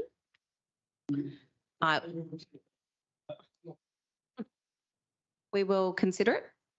I'd like to move the recommendations as printed, 1 and 2, with some additional wording that a certificate of appreciation be awarded to Mark Finkelstein for exceptional service to Strathbogie Shire. Thank you, Councillor. So a certificate of appreciation. Sure. Thank you, Councillor Weatherauld. Do I have a seconder for Councillor Weatherald's motion? Yeah. Thank you, Councillor Murray. Wrong Raven! Oh my gosh! He's good looking, I know, but. Thank you, Councillor Raven. I didn't need to second it because I knew you. You're just joshing. Let's test this out. We'll get there in the end, or maybe we won't. Would you like to speak to the motion, Councillor Weatherauld? I think Councillor Rayburn is much more qualified to speak about the service of Mark. I have not been a member of the committee and I'm not qualified, except that I note that I felt there could be a little bit more, to thank him is good, one thing, but I think a nice certificate hung up on the wall would be an additional item. Thank you, Councillor Weatherauld. Councillor Rayburn, would you like to speak to the motion? Thank you, Mayor. Yes, I'd just like to welcome Sophie on our Audit and Risk Committee. It's great to see that we now are getting we did have a female on 5 years ago, and this last one's been 4 men, but it's good to have more getting towards that even number of people on the committee. And for Mark, he was a great operator, made the Audit and Risk a little funny place. He always had a little joke here and there, and he was always a good person to talk with and work with. So I thank him for his diligence and his service to the Shire of Strathbogie and our community. Thank you, Councillor Rayburn. Would any other councillor like to speak to the item? Nope. Yes. I don't think the certificate element of this recommendation is necessary. I think I'd just prefer to see it moved as printed on the agenda. So do I I'll just speak in opposition to I think it sets a precedent that we don't need to then create certificates for everyone who participates in our committees. We will send a letter, I'm sure, of appreciation to Mark, and I formally would like to thank him for his services of 2 terms. It's not to say we don't appreciate his work on the committee, and we know he takes it very seriously, and we really appreciate all the time and hours spent on this committee. So, but I just don't think that the certificate is necessary. Thank you, Councillor Hayes-Burke. Did you want to speak to the motion? Yes, I'll support the motion. Look, I think it's a nice touch. I mean, I get the idea that, you know, we don't need to do it all the time and so on. It's a nice touch, though, and I don't think it, I'm sure Mark would appreciate it. Thank you, Councillor Murray. Would you like your right to reply, Councillor Weatherall? No? Okay. If that's the case, I'll put the motion to a vote. Can I see show of hands? All those in favour, please. And against? You support it? You're in favour? Okay. And the motion's carried. Thank you, councillors. Okay, we now move to page 88, item 11.5.1, 2023 to 2024 Council Christmas New Year closures. Director Tingay, may we have a summary of the report, please? Thank you, Mayor Binks. The council offices close over the Christmas and New Year period each year. This year it's proposed to close the offices from 12 noon on Friday the 22nd of December and reopen on Tuesday the 2nd of January 2024. It is important to note that staff involved in delivering essential services and programs will continue to operate throughout this period. This also includes our curbside collection. However, there will be changes to the pickup day, so please keep your eye out on our social media and other platforms for that information. There is a recommendation on page 88 for council's consideration. Thank you, Mayor Binks. Thank you, Director Tingay. Councillors, are there any questions or clarification for the officer? If not, can I have a motion, please? And can you state what your motion is? Councillor Rayburn. Mayor Binks. I'd like to move the recommendation as printed on page 88 be adopted by council. Thank you, Councillor Rayburn. Do I have a seconder for the motion? Councillor Murray. Thank you, Councillor Murray. Would you like to speak to the motion, Councillor Rayburn? That's just an operational thing. Thank you. Thank you, Councillor Murray. Yes, no, I support the motion. I think that operationally that works well. Thank you. Thank you, Councillor Murray. Would any other councillor like to speak to the motion? Councillor Weatherall? I'd like to amend the motion. How would you like to amend the motion, Councillor Weatherall? That the words 12 noon be changed to 5 p.m.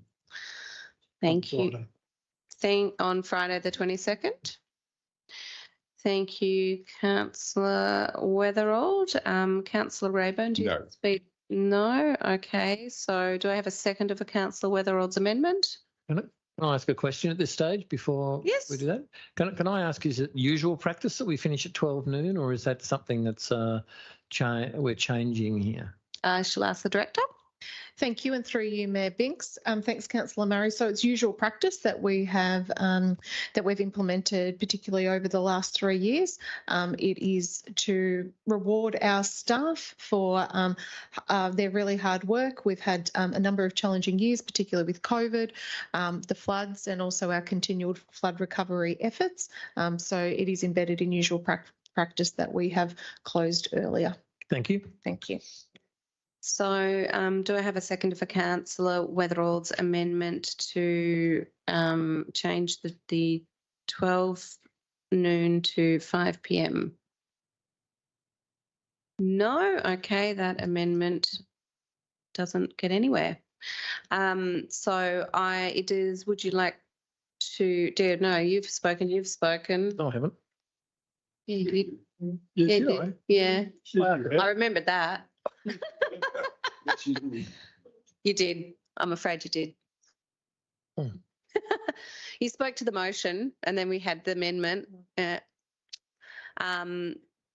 no other councillor wishes to speak to the motion, the only one available is Councillor Hayes-Burke, and she probably doesn't need to. No? Okay, councillors, I'll put the motion to a vote. Can I see a show of hands? All those in favour, please?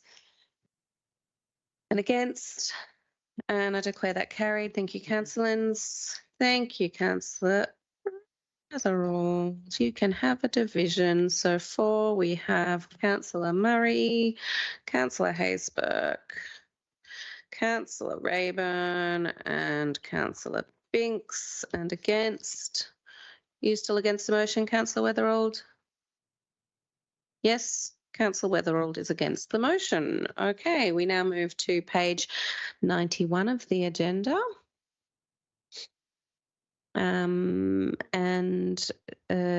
This is the item 11.5.2, adoption of Strathbogie Shire Council Mutual Respect Charter 2023. Director Tingay, may we have a summary of this report, please?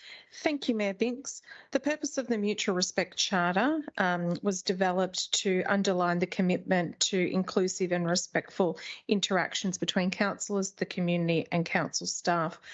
The Charter requires that everyone has the right to be treated with dignity, fairness and respect. The Charter was first adopted in September 2021.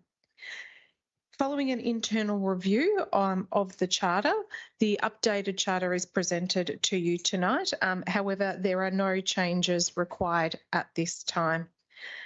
It is also recommended that the Charter continues to be displayed at council offices, customer service centres and with information on our website and social media to promote the fundamental principles of the Charter. There is a recommendation on page 92 for council's consideration. Thank you, Mayor Binks. Thank you, Director Tingay. Councillors, are there any questions of clarification regarding this item? Question and clarification? Yes, through the mayor to the officer. It's noted that 54% of council staff responded to this survey. That seems to be a surprisingly low figure in my estimation, and something of this significance, only 54% have sought fit to give their opinion. I therefore have some difficulty with it. Can you please explain why only 54% replied? Thank you, Councillor Weatherold, and through you, Mayor Binks. As we know, engagement for staff and anybody more broadly to fill out surveys can be challenging at times. 54% we found is quite a good representative sample of our workforce. Obviously, it's just over half, and given that we only have a small workforce, we think that it's quite a good number. The way the link was actually on an operational basis, the way the link was sent out to staff could be improved in the future. So that's something that we will work on at an operational level to ensure that all staff are aware of who the communication is coming to and also when it needs to be completed, and also to allow staff, and particularly those who perform outdoor operations, to enable them to fill in the survey. However, we are happy with the percentage of results that we have received. Thank you, Mayor Binks. Thank you, Director Tingay. Are there any further questions or clarification? I just have one relating to, we heard from a resident today about a really unacceptable experience that they had some time ago, and I know that's before we had this charter. Now that we have this charter in, would an experience like that, it would be that they would expect a better level of response from the council, given we have this charter, which also talks to the communities, what they can expect as well. Is that something you would say possibly? I'm interested in your thoughts on that, I guess. Thank you, Mayor Binks. And obviously it would depend on the individual situation and where it happened, but this is really a tool to be able to promote and really set the principles and boundaries and guidelines about what's acceptable and what's not acceptable.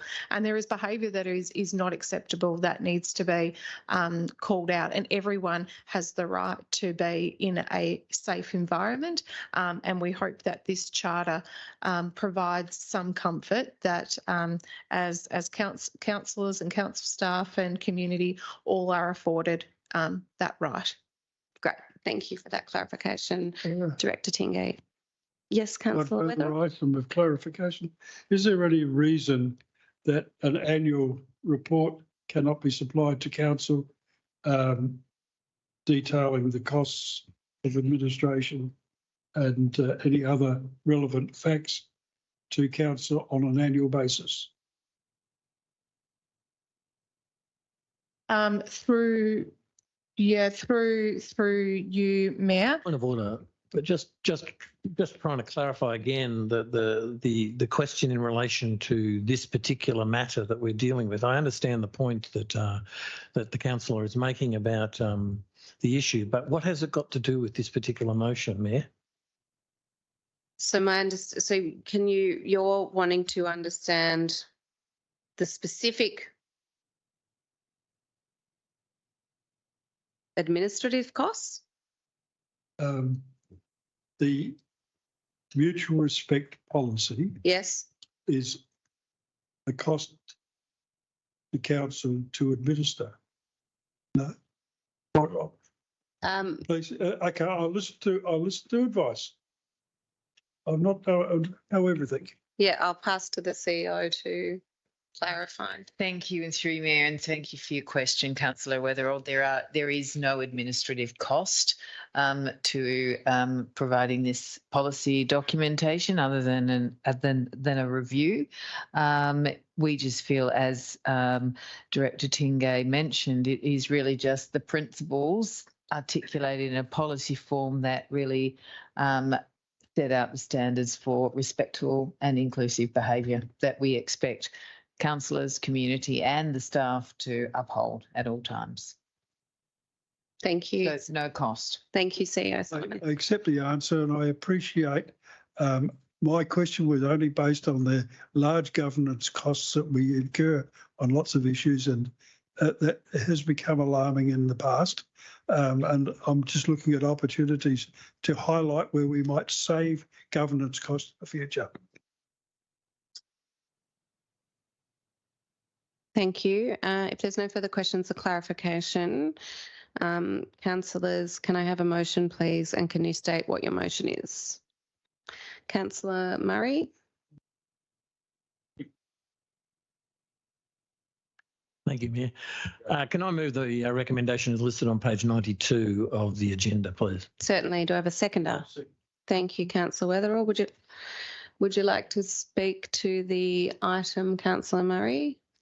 Yeah, I really think this is really important that we all working off the same song sheet really here in terms of our charters within the group here and also within our shire and within our shire offices, amongst staff and officers and so on, and out in our broader community. I think it's important that we all recognise that there are rights and responsibilities that we all have and we all share, and that they ought to be respected. I had an incident in Nagambie just a couple of weeks ago where I had my two grandchildren and was quite rudely accosted by a resident, and it was quite distressing. So it at least gives me some comfort when you've got these sorts of things that we're all sort of on the same page, and that we're all recognising that the sort of behaviours that either we might be involved in or others might be involved in are not acceptable. Thank you. Thank you, Councillor Murray. Councillor Weatherill, would you like to speak to the item? Can I just get you to turn your microphone on, please? It is appreciated. The work that has been done. I'll leave it at that. Thank you, Councillor Weatherill. Do any of the other councillor like to speak to the item? Councillor Rayburn. This charter came about in 2021 after an unbelievable attack by community on council, staff and councillors. We deemed back then that was not warranted, it was uncalled for, and as Councillor Murray's just stated, he was accosted a couple of weeks ago.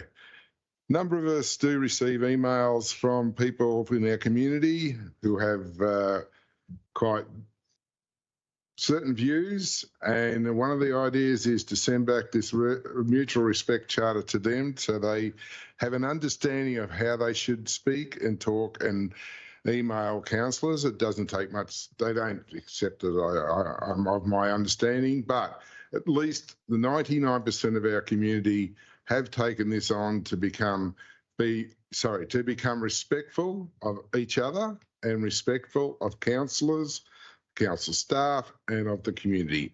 And that's what we all want to operate on is be respectful of each other, and we will always get on, even though we may disagree on ideas and ideology and different things. As long as we are respectful, that's the way I like it. Thank you, Councillor Rayburn.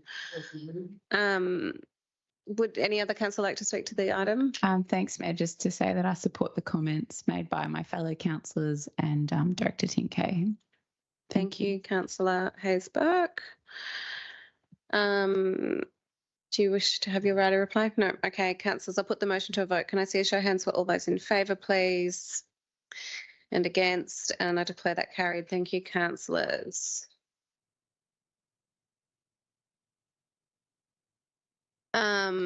We now move to page 96 of the agenda, item 11.5.3, receipt of resignation, Councillor Reg Dickinson. CEO Salomon, may we have a summary of the report, please? Thank you, and through you, Mayor.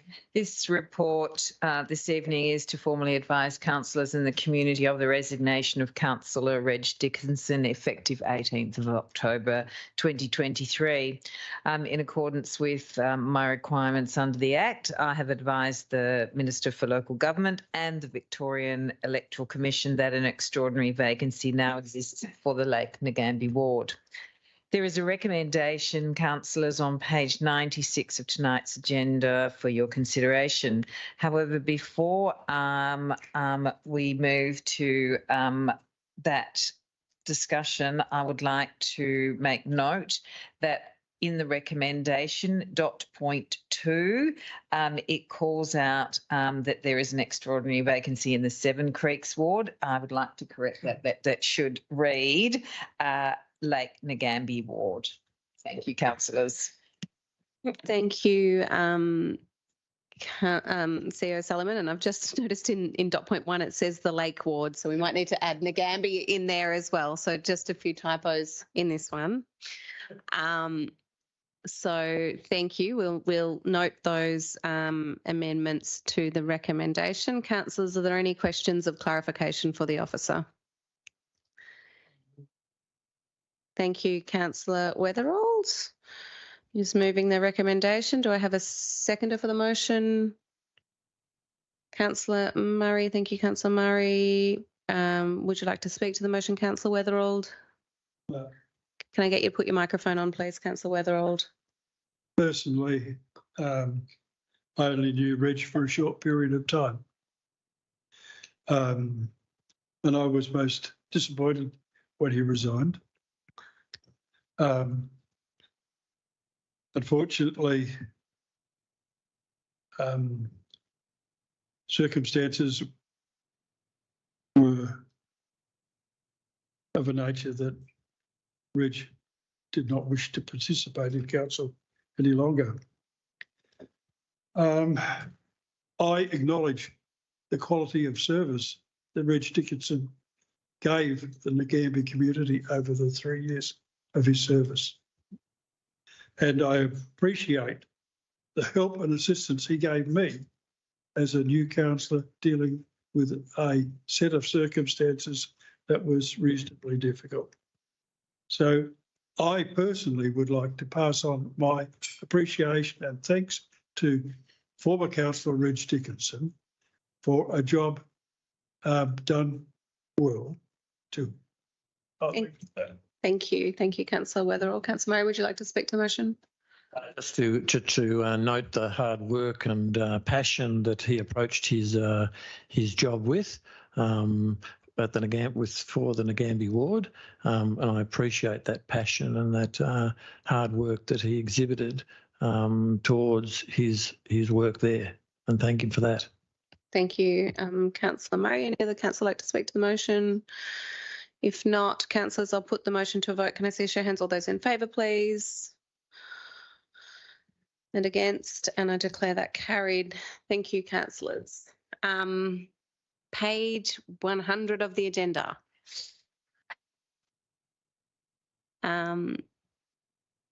And we have item 11.5.4, monthly performance report. Director Tingay, may we have a summary of the report, please? Thank you, Mayor Binks. This report provides a monthly analysis of services provided by council.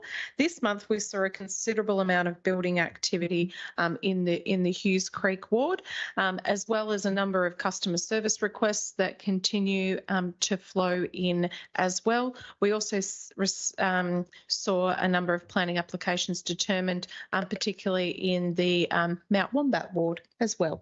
So there is a recommendation on page 100 of the agenda for council's consideration. Thank you, Mayor Binks. Thank you, Director Tingay. Councillors, are there any questions of clarification regarding this item?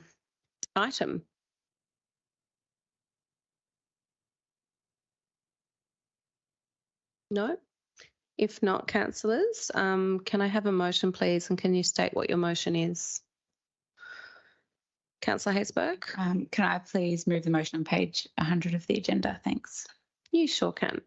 And do I have a seconder for the motion? Councillor Rayburn. Thank you, Councillor Rayburn. Would you like to speak to the item? Just to thank the officers for all their hard work for another month of providing services and infrastructure to the community. I just wanted to make a little bit of a side note on organics contamination. I note that it has increased slightly to over 1%. I think it was under 1% at one point. And just to remind the community that the organics waste can actually be a really valuable commodity that gets bought or taken to farmers who actually create our clothing and create the food that we eat. So if you're putting microplastics or any sorts of plastics in your organics waste, you're potentially ingesting that when it gets delivered to farmers. So please keep your green waste clean. Thank you. Thank you, Councillor Haysberg. Would you like to speak to the motion, Councillor Rayburn? Would any of the council like to speak to the motion? Yes, Councillor Weatherald. I do endorse Sally Haysberg's comments about the contamination in the green waste bin. It is alarming when that rises because it greatly depreciates the value of the product. But it is in council's interest to endeavour through the education program that council finances to highlight with our community the necessary elimination of plastic materials in green waste bins. The second item was in the waste management reporting. I noted that the figures for the red bin collection service was disappointingly high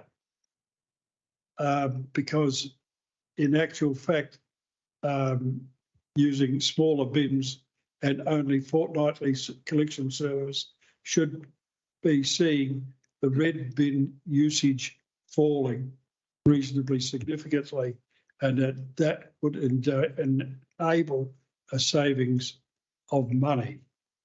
So it is important that council look at its waste management policy a little more specifically, so that the bin allocations are looking at smaller red bins and charging more for larger red bins, and ensuring that all customers have a 3 or 4 bin service. It's a 3 bin at the moment, but it will become 4 bin later on. It is absolutely critical that the users of the service fully utilise the whole of the service and not parts of it, because what that does is transfer over costing onto other people who do the right thing, and it is not good enough. So it is my particular point in that area to ensure that there is some significant improvements. There was one other significant item in that reporting thing that was worthy of comment. Building approvals, performance. Yeah, hang on a minute, Councillor Weatherford. I think Councillor. Sorry, can I just ask a question? We're on questions, aren't we? No, we're in the debate now. You haven't had a chance, though. I remembered. Speaking for the motion, or I think Councillor Weatherall is speaking for the motion. Are you speaking for the motion? You're just highlighting some elements within the report. Yes. Yeah. Was there something further you wished to raise? I think I've highlighted enough. There was waste management as an area where there is always the opportunity to save money and to improve the quality of service to our community. Thank you. And what's more, it's one of the highest rated things that come back in our surveys. So it doesn't go to waste. Thank you, Councillor Weatherall. Would you like to speak to the motion, Councillor Murray? I'm sorry, I'm getting lost about whether we're asking questions or debating the motion. But yeah, I'd just like to ask to make an observation about the Aroa and Nagambie transfer station figures. They're very interesting when you look at them, because the number of transactions at Aroa are almost double what they are at Nagambie, and yet the tonnage is about half. And I guess.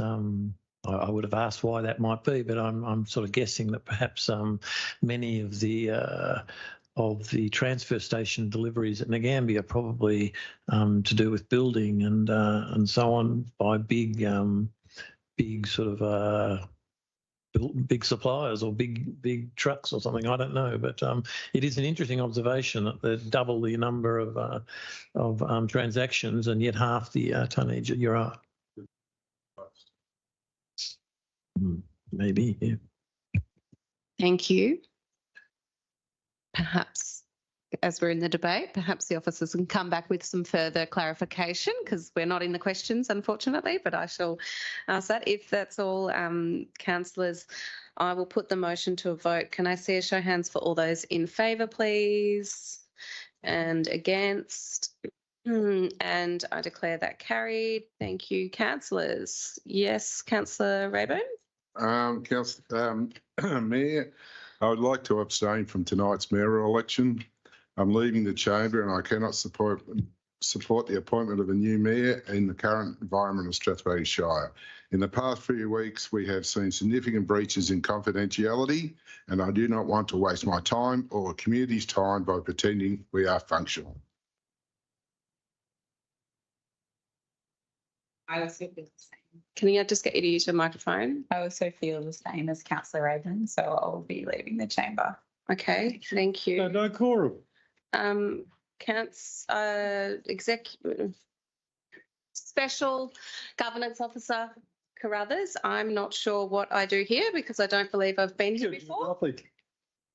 So I shall seek your advice as to where we go to from here. Thank you, Mayor. Point of order. Without a quorum, the meeting lapses. Right. So what lapse means is that it just ceases. The next steps are that the mayor is required to call a meeting in accordance with the normal public notice, minimum 7 days notice, and minimum 72 hours notice to councillors, and the CEO is obliged to give effect to that to that meeting as well. Right. Okay. So just a point of clarification, could you just say that again? Yeah. Sorry. It's late at night and I'm getting lost with the machinations of various people. Is enough. Sorry, yeah, thank you. I was going to ask for the same thing.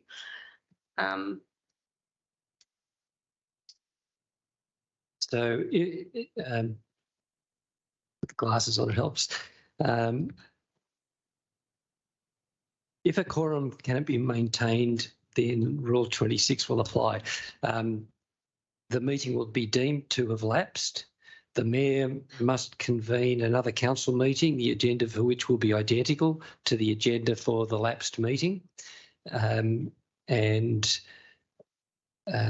our in our case, that's a 7-day requirement, and 7 days notice, and the Chief Executive Officer must give all councillors written notice of the meeting convened by the Mayor. And in our case, that's... Councillors can be forced to turn up. If they don't if they lapse it again, the Minister, they can be forced to turn up at the council meeting. They cannot do what has been done here and get away with it. It's not allowed. It's a tactic. It's a political tactic.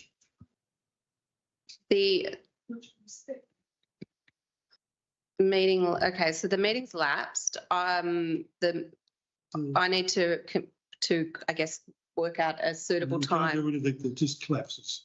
Yeah. You can't. Sorry, and you can't organise that now with the councillors in any official sense because the meeting's lapsed. Right. And when you say the agenda is identical, does that mean we go back to the start? No, you just resume. You might get a different result. Less 4 hours. I've never done this before, so this is new. So I just, when you said that the meeting was identical, I just wanted to clarify. The agenda is identical, but yes, we've already covered part of the agenda. Right. The Minister might solve all of our problems. Okay. So do I say good night? Yes, and we will advise when the next meeting will be held as soon as possible through our usual channels. So so I don't say the meeting has closed. I say the meeting has lapsed. You don't say it. You don't say, yeah. I don't say anything. Yeah.